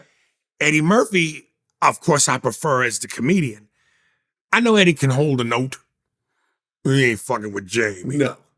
No, Jamie's definitely a better singer than Eddie. Yes. But in terms of what your question who's is. Who's a better actor, though?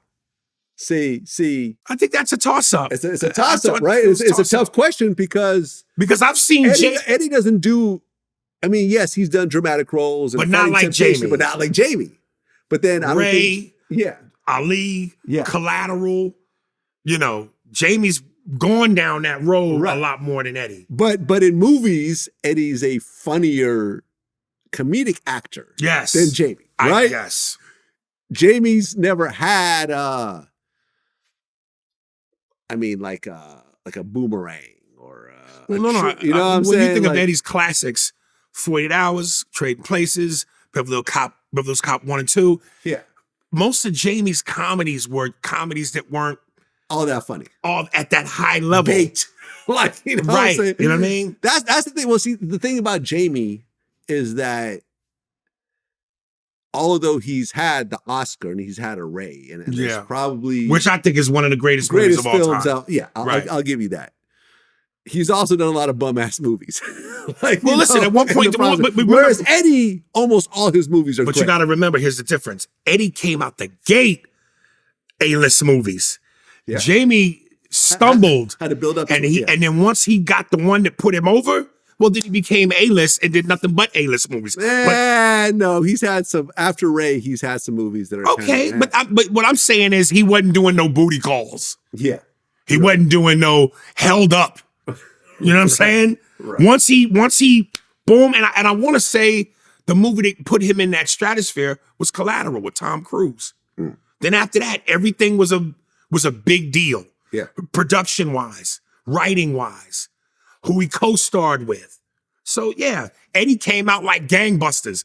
Jamie stumbled a little bit, but when he took off, he took off. Listen, uber talented. Yeah. Uber talented, whether you choose him or Eddie Murphy, he's still in a very short list. Yeah. Of uber talented people, and I hope that his cognitive ability is not affected. I'm not overly religious, but I God, look after your man. You know what I mean? Look after our guy, because to be that goddamn talented, and I was talking with my podcast partner about the documentary we recently saw on HBO about Rock Hudson. Oh, I haven't watched it yet. It's a great documentary. Great? Okay. But at one point, cut to, he has AIDS, he's laying in a hospital bed, and a friend of his comes to see him, and he says to him, "What a way to end a life." Now, when you look at Rock Hudson, who he was, how big he was, how beautiful of a dude he was, straight up defined what a movie star was for that time. Mm-hmm. Women adored him. Men wanted to be like him a little bit. But to go from that to hospital bedridden with AIDS. And he goes, what a way to end a life. Like, Jesus, man.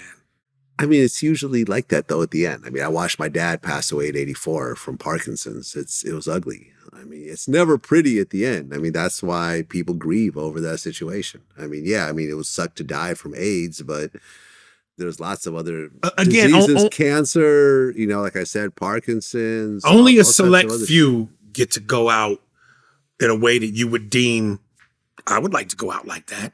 Yeah. Hugh Hefner died in his pajamas surrounded by white bitches with big titties. Not a bad way to go. That's a great way to go. Not a bad way to go. Oh. Yeah. I mean, listen, the founder of Sam Ash Music just died at age 98. Not bad. Bravo. 98 years old. Do you really want to live to be 98? Though? Hell yeah. I want to live to be 100. Let me tell you something. Bill Maher had the greatest line. He said, hey, man, give me 60 Sammy Davis years. I don't want to be 90, but I'll take 60 Sammy Davis Jr. years. He's over 60 at this point, isn't he? Who? Bill yeah, Maher. but I'm saying he said it a while back. Maybe back in his 50s. Yeah. Yeah. I feel you. Well, you mentioned God. You had an Instagram post of Team God versus Team Atheist. Yeah, because of a post of Ricky Gervais. Right, Ricky Gervais. Yeah. So are you religious or are you an atheist? I'm doing this. Yeah. I'm Anakin Skywalker, man. I'm trying to be right, but the dark side is pulling me. I'm more atheist, man. I've said this I don't want to commit to that and say that that's what I am, but the more and more I see life around me, read things, see things on the news, see how shit unfolds, mm-hmm. I can't help but go, how could there be, how? Well, I had Neil deGrasse Tyson on my show. Yeah. You familiar with who he is? Yeah. And we talked about that. And he considers himself more, I guess, agnostic, meaning that I just don't know. But when we talked about God, the first thing he said was, well, which God are you talking about? There's been like 3,000 of them. You know, there's been 3,000 gods throughout the history of the world. Like you go to India, there's like 100 gods. Norse mythology, Greek mythology. Right. You know what I'm saying? It's sort of like, which God are you talking about? Because people look at Thor as a Marvel character right now, but at one point people worship Thor just like they worship Jesus. For real? Like for the comic book character? Yeah, Thor is part of Norse mythology. Odin, Thor, these are actual deities that people worshipped in real life. You know, hundreds if not thousands of years ago. Right. It's a real thing. And the one thing that Neil actually pointed out was that, like, out of all the research he's done, he just does not see some sort of intelligent force being behind all this. In that context, I would say in my studies of the universe, I value evidence, and I don't see evidence for any kind of active intelligence or power over anything. Yeah. But if you had evidence, show it to me. I'm all in. Well, yeah, I've always said the thing that's hard for me, which keeps me on the fence, is all the contradictions and the holes in a lot of these theories. You know, it's like, and I think we kind of briefly touched upon this before, once upon a time ago. You know, religious fanatics, nuts, whatever adjective you want to give them, they say it like it's fact. And then when you point out the hypocrisy and the holes in their arguments, they damn near want to stone you for even asking the questions. right. You know, because I'm just going, certain things just don't, based on what you're telling me, based on what you say, it doesn't make sense. And to challenge that idea somehow is just blasphemous. I mean, there's never been any proof. You know, I mean, we even talked about how he said that when X-rays were first invented, the first thing that religious people did is they wanted to see whether you could see a soul leave the body through X-rays. Okay, here's a new technology. Let's just see. You know, let's X-ray someone as they're dying and see if anything actually changes. Nothing. Well, I don't need that to know that. I've had some pussy that made my soul leave my body. It was looking up at me like, nigga, can you believe that shit? Well, listen, I don't know, man. Listen, I was born Jewish. You know, but I had a bar mitzvah. Do I go to temple? No. Do I believe in heaven and hell? No. Do I believe that this is all you got and you better make the best of it? Yes. Right. And that's it. Now, do I bash religion? Absolutely not. Right. Do I believe that religion ultimately has brought a lot of good to the world? Absolutely. Has it brought bad as well? Of course. That's just the nature of life. You know, people are going to take advantage of situations and so forth. You know, you got the Waco, Texas situation that, you know, was a worst case situation, or the Jim Jones situation, not the rapper Jim Jones, the cult leader Jim Jones, which you have the worst possible situation. But as a whole, I think religion and the people that I know that are religious, it's made them better people. It's strengthened their morals and strengthened family and everything else like that. And I'm all for it. It's just not for me. Right. It's just not for me. Yeah, I don't want to. I don't know that I ever really truly want to abandon the idea. Were you raised religious? No, and but we didn't go to church. Okay, we didn't belong to any religion, but my mother believed. You know, did she have Jesus pictures in her? No, because we know Jesus didn't look like Jim Caviezel. Jesus, they say, had hair of wool and skin of bronze. Right. That's a black man to me. There were no white people in that region. Yeah. 2,000 years ago. Yeah. So to have them white just makes no goddamn sense. Right. Because there's literally no white people. In fact, I just got back from Dubai. It was so fucking hot down there. Right. You know how hot Dubai was? Huh. The water was 85 degrees in the ocean. You get hotter going to the damn ocean than you are on the beach. I've never experienced no shit like this before. And we know white folks, y'all can't handle heat. We can't handle that shit. Yeah. But you know something? There was black people with me on this trip, and they actually got sunburned. Damn. For the first time in their lives. Right. At like 37 years old. Right. You know what I'm saying? Who were about your complexion. Right. That's how hot it was. Have you ever been sunburned before? No. Go to Dubai and hang out at the water park all day and see what happens. Shit, if I go to Dubai, I'm bringing Michael Blackson with me so I can use him as an umbrella. As an umbrella? Hold that black nigga over my head. I wasn't ready for that. Michael Blackson, you got to get back on the show, man. It's been some years since you've been here before. Dear Mama documentary. Oh, amazing. You watched it. Loved it. I just interviewed Alan Hughes, who directed it. Right. Now, you claim that white people actually pronounce it Tupac. Yeah, Jay-Z even, I forget what talk show he was on, but the host, said Tupac, and Jay-Z stopped him immediately and said, this is something a lot of you white people do, and he corrected him. It's Tupac. It's Tupac. It's not Tupac. I did a Paul Mooney where I said, only time white people will say pack is when they buy those goddamn cigarettes. I need 2 packs of Marlboro Reds, or they call the police. Officer, I'm being chased by 2 packs of niggas. So, dear Mama. Yes. For a dude that claims to have his finger on the pulse of black culture, you get real nervous when I say certain shit. I don't get nervous. All right. There's just certain things. There's some uncomfortable pauses from you. It's on purpose. Okay. It's on purpose. All right. It's a purposeful, uncomfortable pause. All right. We're creating entertainment here. I got you. Work with me here. I'm working with you. Okay. So, I have probably done more Tupac-related interviews than anyone on earth. I've interviewed everyone around him. I've interviewed the cops that showed up when he got shot, like the people that investigated his murder, his family members, everyone else like that. I'm going to say this was the greatest Tupac documentary I've ever seen. Yeah, somebody mentioned one other one. I can't remember the name that they said was just either as good or better. But as far as anything I've seen, yeah, this was.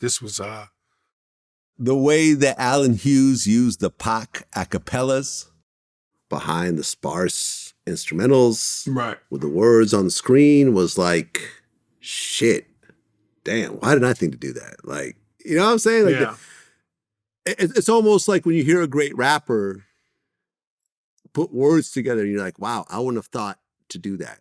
Biggie. Artistically. Biggie, that's what Biggie's You know what I'm saying? And watching, as a filmmaker myself, watching another filmmaker in their bag was like, shit. Right. Great job. And I interviewed him. He sat right where you're sitting right now. I never realized that Pac wanted to kill himself. And it was true. I actually talked to some people around, and they're like, "Yeah, we were ready to go drive him out to the forest." Yeah, but I think that when you listen to a lot of his lyrics, it's almost like he had foreseen his own death. So it's like, yeah, he did want to kill himself. Whether it was literally somebody going, "I want to commit suicide," or whether it's through the messages, the not so subtle messages in some of his songs. I think it was I want to say it's "I ain't mad at you. I ain't mad at," but he says something in the beginning verse about seeing himself go out in a hearse. Well, the video was filmed with him in heaven, right? Okay. So yeah, That was the last music video. I think that's not just dramatic license. I think that part of that is that's kind of how he saw his life going. I mean, his stepbrother Mo Preem agreed with me. He said, "Every die, I'm going to die. I'm going to die. You know, I'm getting killed. I'm going to die." Like, you know, he said that he just kept using that theme all throughout his career, all throughout his music, over and over again. Listen through his music, you'll see, through his albums, you'll see there's a constant death chant. It's always talking about death. Don't forget you could die, nigga. You could die, I could die, we could die, I'ma die. Nigga die, nigga, you wanna die? Die. Nigga die, death, nigga die. You know what I mean? And I think that's because Pac would have dreams too. He would, he would wake up screaming and shit. And Really? Mm-hmm. So he felt he was going to die soon. yeah. He didn't think he was gonna make it. I mean, a lot of youth at that time as well felt the same way, that we didn't feel we was gonna make it to 21. And I thought it was a great documentary. Hearing his mom sing at the end was really dope. Let me, and I talked about this on my podcast, man. That was one of the most poignant moments to me, is when his mother was at the podium and she was reading something from a book. But in part of what she was reading and what she wrote, she said something to the extent of, white mothers won't know the pain that we as black mothers feel until you experience the loss of your sons the way we do our sons. And I said to myself, I know that you're not supposed to take a movie seriously. When you go there, it's about suspension of disbelief. But I also went, it's always been very hard, and this is not a chauvinistic thing, but it's always been hard for me to accept what white women are portrayed to be in fantasy that black women have always been in reality. Like, I don't like watching movies where white women at dainty weight and girth, at 85 pounds wet, are beating the shit out of men. Right. Somersaults, back kicks, kicking them in the throat, breaking bones and limbs. Like, bitch, please. And again, I know it's a fantasy, but to me, the strongest women in history have always been black women. Now, I know there have been white women that have done kick-ass shit. I know there have been white heroism.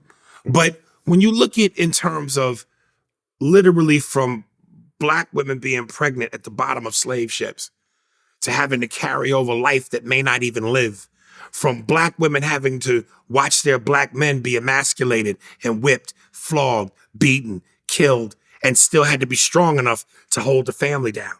From a black woman that had to go serve her white master and basically have sex against her will, then come back to her black man and still make him feel like he's a king. He's the man. He's the king of the house. Black women have always been the batteries in our backs. From slavery to the 60s, to the slayings of our brothers, uncles, fathers, sons. Black women are the strongest women on the planet because of what they've had to endure. Again, I'm not trying to downplay white women. I know historically, white women can be badasses too. But to the extent of black women, and how often do you see black women being displayed in a role like a Charlize Theron or Angelina Jolie, whipping motherfuckers' asses? Only one I can recall is the one that my girl did from Taraji P. Henson, that Mary movie. And then before that, we go into the blaxploitation era with Pam Grier as Coffee. There's Black Panther. Okay, but that's You got a lot of kick-ass women. All right, so we reeled off. And then that Warrior, remember that movie with Viola Davis. Viola Davis, yeah, there's that. Rather recent. Rather recent. Rather recent. Yes. White women have always been portrayed in film as badasses. Everything we do, to a certain extent, is always recent. Like we just now getting it. Set it off? There was criminals. Yeah, that's true. We don't need another stereotype. They're robbing banks. Yeah. No, fair enough. So yeah, I'm just saying in terms of what black women have had to endure, you know, when it's like historically to watch black men, their black brothers, fathers, uncles, lovers be decapitated by white society, you know, be emasculated, be you know what I'm saying, have their legs and be torn off by society, you know, and need the strength to stand up and still be men in a world that's always made black men feel less than. We're not men. It's the black woman who's healed our wounds, tended to our scars. So when she read that and said that to me was like, damn, it don't get no more powerful than that. Well, listen, black women have most 95% of my relationships throughout my life have been with black women. You know what I'm saying? From the black nanny that put the titty in your mouth? There's no black nanny. Oh, you're okay. I was a Russian immigrant. Okay. We were broke as shit, living in the projects. I had no nannies. Yeah, I didn't start really dating until college, and my first relationship was with a black woman. She was actually black and Japanese. And since then, almost all my long-term relationships have been with black women. I mean, they're the key to my happiness. I mean, at least for me, it was based on my first serious relationship. It wasn't that like, you know, like in high school, we only had like a few black people in my high school, like when I grew up in San Mateo, you know, but then when I went to Berkeley, it was more of a mixed, you know, community. So my first relationship just happened to be with a black woman, and it just became. What's the allure for you? It wasn't an allure. It was just a person who I ended up meshing with. But you say most of your relationships have been with black women. Yeah. So then there's something you like about black women. What's the thing that gravitates you towards? I mean, listen, I've always been, you know, from a certain point on, I've always been into hip hop culture. I mean, starting from being a breakdancer in elementary school, you know, I mean, to what I do today as a full-time job. So I've always been in the hip hop world. I've always, you know, loved the music. And then when I got to college, my core group of friends were all black. You know, there was like 4 of us. 3 of them are all fucked up these days, but you know what I'm saying? This was my core group of friends, you know, and then, you know, my woman was black. At that point, we were together like, I don't know, like 5 years or something like that. And it just became what I was used to and what I became attracted to. You know, I mean, I think so a lot of you like the culture. I like the culture. I love the beauty. I love, you know what I mean? And, you know, in terms of what I do for a living, like, I don't think a lot of white girls would really relate to what it is that I do. You know what I'm saying? Mm-hmm. Most of my guests are black, you know, everything is hip hop related and everything else like that. It just culturally just sort of made sense for me. So let me ask you a question. Yeah. What's your answer to people who say that Vlad is a culture vulture? He benefits off black culture and he uses black culture for his own personal and financial gain. But do I also benefit black culture in the same breath? Do you? Absolutely. Okay. I think I have the biggest collection of life stories from prominent black, important black people of this era. You know what I'm saying? Smokey Robinson has never done a full life story interview outside of Vlad TV. John Witherspoon did his only life story piece before he died on Vlad TV. Shaka Khan, Mike Tyson, I mean, Dennis Rodman recently. You know what I'm saying? Like, it goes on and on and on and on. People like to paint, oh, Vlad just talks about like the messy shit. I mean, that's part of it. But when you look at the core of what we do as a company is to really document these stories on important people that otherwise would never get like a Netflix documentary about them. You see what I'm saying? So you could paint it one way, but the reality really is something else. And, you know, I mean, the culture vulture, I mean, to me, that's no different than someone calling me a honky. I think that's the 2023 version of honky. right? In other words, it has no sting whatsoever. Not really. Right. Not really. Just like when someone calls me the feds. Like, am I really the feds after 15 years of Vlad TV? Like, like there's no connection with me and law enforcement whatsoever. Wait to read the comment section. Go ahead.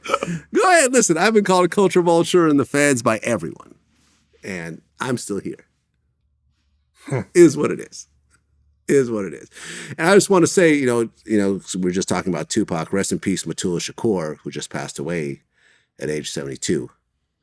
Remind me. That was Tupac's stepdad. Okay. That was Mo Preem's father. Right. You know, his stepbrother. And he went away. He was a Black Panther who was in a situation of, I think, like robbing a Brinks truck, and I think a cop died in the process and so forth. So after like 30-something years, they finally let him out. He had cancer, and he just passed away. He caught COVID, from what his family told me. Actually, we were supposed to do the interview, but there was a fake-ass middleman in the middle that kept trying to, you know, use the situation for his own benefit, and ultimately it never happened. And I think it's a shame because, once again, this would have been an opportunity for this important figure historically to tell a story on a big platform, which ultimately he died without getting the ability to do that. And I think a lot of people would have watched this and would have learned a lot from his story. This is Tupac's stepdad. This is a key Black Panther member. This is someone who did 30 years in prison. Like, he's got a lot to say. And unfortunately, he passed away without a camera allowing him to say all this. So I'm upset about that. The writer's strike. I guess there's a new one that's about to, the SAG-AFTRA strike is about to start. Are you part of this strike? Not directly. But if nothing's being written, there's nothing to audition for. So not directly, not directly, but kind of, it's sort of. Okay. What was the last movie? The difference is, you know, I could always get on the road and still go earn a living. Right. Whereas, you know, if you're just a straight actor and your income is solely dependent on a film or a television show, you trying to figure out what else to do right now. When is the last time you've been in a TV or movie?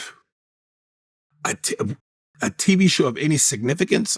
Probably just over 20 years. Damn. Okay. Yeah. Have you been auditioning? Yeah. Okay. But you know, I'm fighting that stigma, man. You know, I'm fighting that cloud. What's the stigma? Come on, man. You know, you can watch any one of your interviews with me, and there's 1,000 examples of why motherfuckers might be like this. The Tiffany Haddish thing, has that been worked out at this point? Yeah, pretty much. Pretty much. Can we talk about it? Not at all. Not at all. Not at all. No. Are you and Tiffany still good? Yeah. Okay. So she doesn't hold anything against you in terms of. I mean, you know, she participated in the whole thing, so it's not like she could, but I'm just saying, you know how people get. Man, we could. We could. You good? Yeah. Okay. Is there going to be a point where you could talk about this? You know, I told you when that point comes, you know, you're going to pay me. Okay. Yeah. I'll cut you a check. You're going to cut and me a you're check. just going to let it all out. Yeah. Okay. Shout out to Al Pacino, who just had a baby at 83. Who? De Niro, who had a baby at 72. Yes. They pumping out that dusty sperm and it's getting there. I know, but they got a lot of paper, man. You can afford to play in them waters when you got that kind of dough. I like that, man. I think having a baby in your 70s or 80s, because you're not going to be there, it's almost like a gift to the woman that you're with. Like, okay, I know I'm not going to be around. No, the gift is when you die and she inherits everything. That's what I'm saying. Oh, okay. Along with the baby. Not the child. Well, no, I think it's the child. Man, listen, I think women, I think certain women aspire to have a baby with a prominent man, probably thinking that some of those traits will be passed on to the child. Now, that rarely happens, you know, because you don't usually see talented people have talented kids. Do you ever really see that? Marcus Jordan just entered the chat. You know, I mean, look, Robin Thicke has had a great music career, Right. but not acting. Right. Denzel's son is having a decent film career. You know, I just learned about career. that term. I didn't know about it until I, you know, saw it on one of my favorite shows, Real Time with Bill Maher, Nepo babies. Mm-hmm. I didn't know what that was. You know, and I had always talked about that and felt like, you know, Listen, man, if you one of the fortunate ones to be blessed where you come from a legacy or an iconic mother or father, and you want to, be in entertainment, that's good for you. You're very fortunate. Yeah. But it doesn't guarantee you a role. No, it doesn't guarantee you a role, but it does allow you to skip the line. Possibly. No, there's no possibly about it. You can skip the line, but you may not get in. You can get to the front door, they won't let you in. You still have to deliver. Exactly.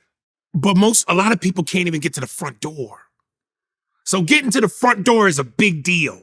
Yes. And when you eat, sleep, breathe, bleed this shit, and you have to go through the humiliations and the process of, okay, I got an audition.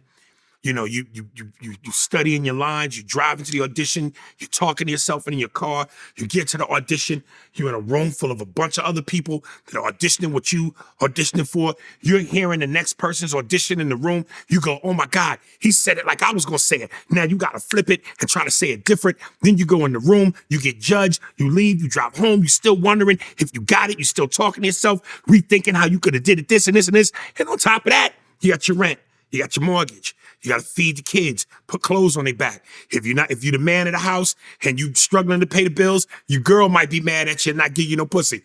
There's a lot of other factors that come into play. I got you. And then again, if you don't make it, what's your backup plan?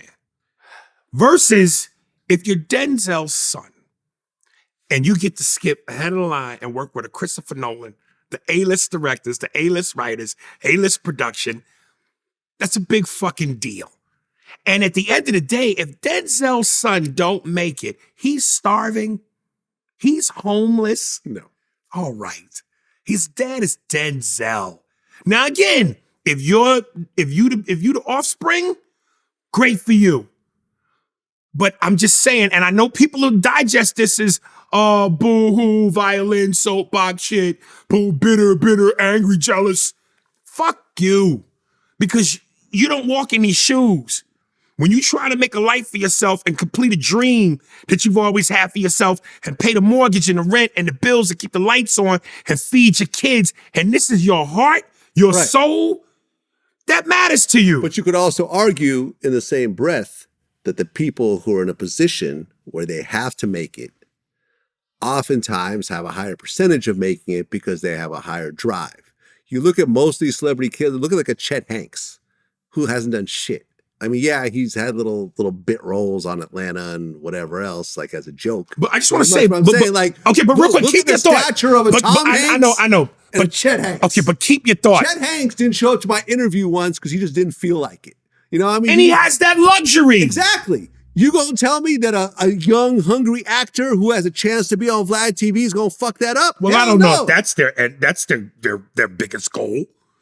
I'm not trying to shit on you. No, I'm not trying to place myself at a certain level either. All I'm saying is if you know, look, I'm trying to make it an entertainment. Okay, but let's go with what you just said. Platform to put a lot more eyeballs on me. I'm not just going to change my mind one day because I don't feel like it. Okay, but Vlad, let's just go with what you said, which is more to my point. Mm-hmm.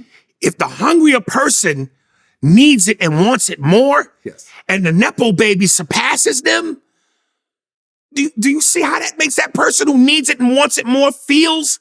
When they're going, I need this. Right. I want this. I bleed for this. If I get this, I can keep my lights on. Exactly. I can pay my rent. I won't be homeless. Right. I won't be living in my car next month. Yes. Versus the guy who kind of don't really need it, but they get the break simply because of who their mom or dad is. Right. Now imagine how that person who really wants it and needs it feels. They should feel more motivated to go harder. And some of them go hard and still don't get the break. When you look at most of Hollywood, what percentage are Nepo babies? Maybe 5% at most. At most. You look at all of the great actors these days, Denzel, Michael B. Jordan, Jonathan Majors, whoever the fuck else, they all got it from nothing, right? They all got it from the mud. And they're great now. Okay, so the people, Morgan Freeman, so the Nepo babies that make it versus the smaller percentage that when you're going, that's a small percentage in terms of the whole pie. Yes. You think the people that are struggling to get there, who get passed up by the Nepo babies, you think they give a shit about that? You think they looking at the way you're saying? Look at the percentage. 95% are not Nepo babies. They don't give a shit about that. If they know they got passed up, they cannot give a shit, but I'm just saying, you just got to look at the stats. You got to get above it all and look down and say, listen. Now, if 50% of Hollywood was Nepo babies, then I would totally agree with you. I would say this is a fucked up system and it should be torn down. But at the end of the day, when it comes to $100 million film, no one's going to put the son of someone in there and fuck up a potential huge project like that. It happens. Every so often. Okay. But every so often is enough to make you go, God damn. Okay, well. That's like taking pride in two guys going, yo, me and my man gonna both fuck you in the ass. Difference is he gonna wear a condom. Okay, I don't know if that's the same situation. No, you know, but what you're essentially saying is because the percentage is smaller and in hindsight, well, then you shouldn't be bothered by it. Fuck that. I'm bothered by it. Right. Because the goal that I'm trying to reach, which I may be just as talented as so-and-so's son or daughter, if not more, I can get passed up online because my last name ain't theirs. Okay. So I'm supposed to look at the percentage and go, then it don't bother me. Welcome to just the way the world works. Most times, you know what I'm saying? I'm sure you've gotten a few roles or definitely gotten a few gigs because of who you knew, not just because of your raw talent. Somebody suggested, who this nigga you talking to? Aries, you should go try out for this. You've never had anyone tell you this? That's every agent's call to his client. You should go out for this. But no, my agent never said, hey, you're not your agent. You've never had, okay, hold on. You've never had a fellow actor or comedian refer you to something? Because I know in my field, you know, like people who I fuck with, academics, Adam, Charlemagne, we've all shared business information with each other and made each other money. And referred, hey, I saw you interview this person. Can you give me their contact? Sure, I got you. And vice versa. Like, you're saying that no one in the industry has ever worked with you? That's not what I'm saying. What I'm saying is... But that's what I'm saying. But Vlad, you're comparing getting an acting job to doing an interview? Well, it's an acting job and an interview are both of our jobs, right? But right? I still have to get... That's my job. Even if you went, yo, so-and-so is casting this, I still have to get the part. Exactly. No one's ever said to me... But knowing that there's a casting going on is already a big But that's not a big hurdle. That is not a big hurdle. Actually getting the part is the hurdle. Okay. Listen, I've always been... No one's ever said to me, yo, I'm giving you this part. Look. No. You're getting this part because I'm friends with the producer. So I'm telling the producer to hire you. That's never happened? No. Okay, fair enough. I'll also say this, because we're talking about the whole writer's strike. Me personally, I don't agree with this whole writer's strike union situation and everything else like that. At the end of the day, industries change, industries evolve. I see what's happening right now in the YouTube space. It's rougher right now than it was 5 years ago.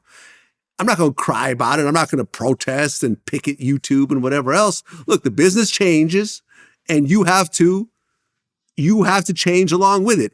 AI really is creating scripts and really creating the written word that it never was able to do before. So all the writers out there need to realize that and either embrace it or transition into something else. Listen, AI can put Harrison Ford's 20-year-old face. Exactly. And you could continue to make Indiana Jones with him at 20 years old with an AI. Exactly. But I'm going to say something that he said, which I totally believe. It takes away from the authenticity of a real performance. Okay. You can't AI that. Okay. Yeah, you can AI the image, but in terms of the talent and the raw ability and the instinct of acting with someone else and creating that vibe and that realism in that moment, you can't AI that. For now, but let's see where AI is going to be in 20 years. That would no. If that happens, we're done. Listen, we're done. Number one, I don't think we're done. I think it would be amazing. Who would want that? Who would want that? I'll tell you exactly who would want it. The people that cannot afford a $10 million budget to come up with a movie based on a script that they've written. Right? Listen to me.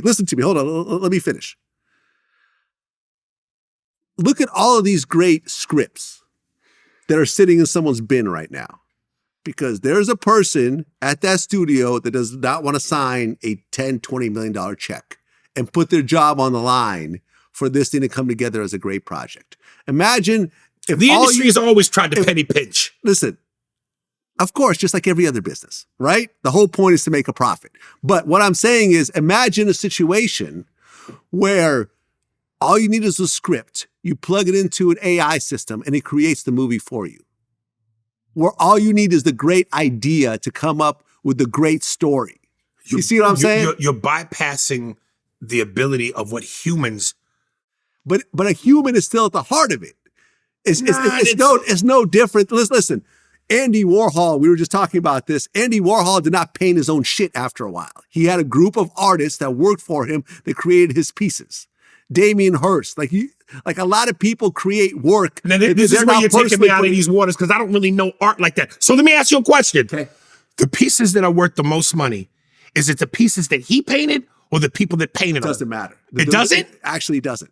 There's really no differentiation between the two. Okay, well, I don't know. Am I right? Am I right? Well, I don't know. I don't know that world, but I know this. I know when there's no differentiation. I know when COVID, as long as that signature is on there, it's treated the exact same way. I know when COVID hit, the whole thing was, oh man, this is going to change the movie industry because it's streaming now. Most people are going to stay at home. Right. Theaters are done, and theaters aren't done. And they're coming back. They're more done than they were before the pandemic. Theaters aren't going anywhere because it's about the human experience. It's about sitting in the dark with the popcorn, with your friends, seeing these characters and these moments play out on that gigantic screen. That is a tradition. That is a human moment. That's not going anywhere. I just looked so you're not going to replace actors with AI. Let me tell you something. Over the past 5 years, AMC stock has lost 75%. So the movie industry is actually going into the toilet. The movie theater industry is in the toilet right now. So you think that there's going to come a time? There's not a think. I'm looking at the actual numbers. I'm asking you. You think there will be a time when all movie theaters like drive-thrus are extinct? No. I think that they will still be there, and I think it'll be a nostalgic piece. And I think that certain people will still like the movie theater experience. But because so many movies are now coming out on demand, damn near the same day that it's coming out in a movie theater, and people I have like 3 85-inch TVs in my house. You know what I'm saying? 4. Okay, so I'm saying even if I don't, I'm not gonna let you outdo me. Sitting back in my home theater. I mean, listen, back in the day, if you had one of them big screen, big back TVs, you were considered rich. And those were what, maybe 40 inches, 45 inches? Now having 85-inch TV is like regular. You could get one for like $2,000. So I'm saying sitting at home watching Guardians of the Galaxy like I did last night in my house with my surround sound system on my 85-inch TV with people around me was pretty enjoyable. You see, I didn't have to go to a movie theater to enjoy it. I don't think you're the majority of. I don't think you make up the majority of those people. Based on the stock price, I kind of have. And keep in mind, again, we're just coming back from COVID. Mm-hmm. So it may take a second for things to rebound. We'll see what happens. I'm confident in that belief. We'll see. We'll see. I want to address the whole culture vulture thing because something interesting just happened recently. Did you ever watch the Boondocks, the Booty Warrior episode? I did a couple voiceover sessions for it, but I never really watched it. It was this guy it was based on this character named Fleece Johnson. It was this guy that was a rapist in prison. But it's like, booty is more important than water. Oh, yeah, I've seen that clip. That guy, yeah. He's out of prison now. His name is Fleece Johnson. He did a bunch of years in prison. He's out. And we were offered that interview. We actually had an interview set up. And we were going to do it. And me listen, I was a character in the Boondocks as well. I'm a Boondocks super fan. And, this whole thing played out in the Boondocks. He was a character and everything else like that. It was funny, whatever else.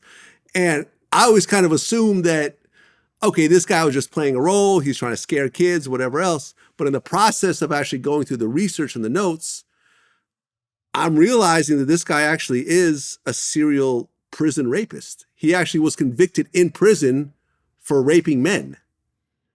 And I just said, I'm not doing this interview, man. I'm not going to give a male rapist, a gay rapist, a platform. Like, I just don't want this in my catalog. I don't want to have this conversation. You know what I'm saying? And I know we would get millions of views, right? So if I was a culture vulture, I would say, fuck it. it's all about the money. Well, if that was your moral ground, That was my moral ground, and I just said fine. I'm not going to do it. But if you chose to do the interview, I wouldn't necessarily look at it that way. I mean, that's just journalistic. You know what I'm saying? Like if you look at would Barbara Walters have done an interview that spicy? Would I don't know, once upon a time ago, Dan Rather have done an interview with some sort of third world dictator / murderer? Maybe so. Listen, in terms of journalistic integrity and I got you. adding to your resume, I got you. I wouldn't shit on you for that. I got you. And we all have a line. You know what I'm saying? Now listen, if this was, I don't know, the president of some country that got accused of rape and it's like, there's a bigger story here, then yeah, I get it. But at the end of the day, I just started thinking about the situation, about like, listen, like how many young men ended up going to prison because they, played around with a gun or did something stupid. They got 6 months in prison in Kentucky. They were going to just do their time, come out and just go back to society and go to college. And then this guy comes along and they get raped by this man in prison, probably repeatedly. Think about what that did to their lives. You know what I'm saying? Having to deal with that, and this guy is proud of it. You know what I mean? Like, and I was just like, rapists, pedophiles, that type of thing. I just said, nah, I'm cool. You know what I mean? When it comes to, and people criticize, oh, well, you interviewed Sammy the Bull, he was a murderer. Well, he was killing other soldiers. They were in a war. You know what I mean? This wasn't like a serial killer that was out there like sniping people, from a roof, because he was bored one day. Like, Well, and just for the record, if we're being technical, that example you used about, this could be some kid in jail who did had a gun. He could have been a rapist and he got raped by a rapist. Could have been. So he's a soldier. Could have been. Yeah. I mean, listen, you can look at it all different types of ways. Listen, you stood on what you stood on. I stood on what I stood on. And that's the bottom line. And I think that a lot of times. But I'm just saying, you don't know. I don't know. But this was the line that I put in the sand and I said, you know something? I'm not going to do this interview. I'm not going to feel right about myself interviewing this guy about essentially being a rapist. Aries Spears, man, always a pleasure. And you know what time it is now. You know what I got to do right now, right? You're going to plug your podcast. Spears and Steinberg. Mm-hmm. It's the podcast. DM me on my Instagram. I will send you the links. Also subscribe on our YouTube channel, Spearsberg Pod. Listen any way you want. I always suggest listen from the beginning, go in order, binge if you got to. Comedically, it makes sense. The tags, the callbacks, the stories, the impressions. Appreciate you. Thank you, Vlad. Spears and Steinberg. Subscribe to the podcast. Peace.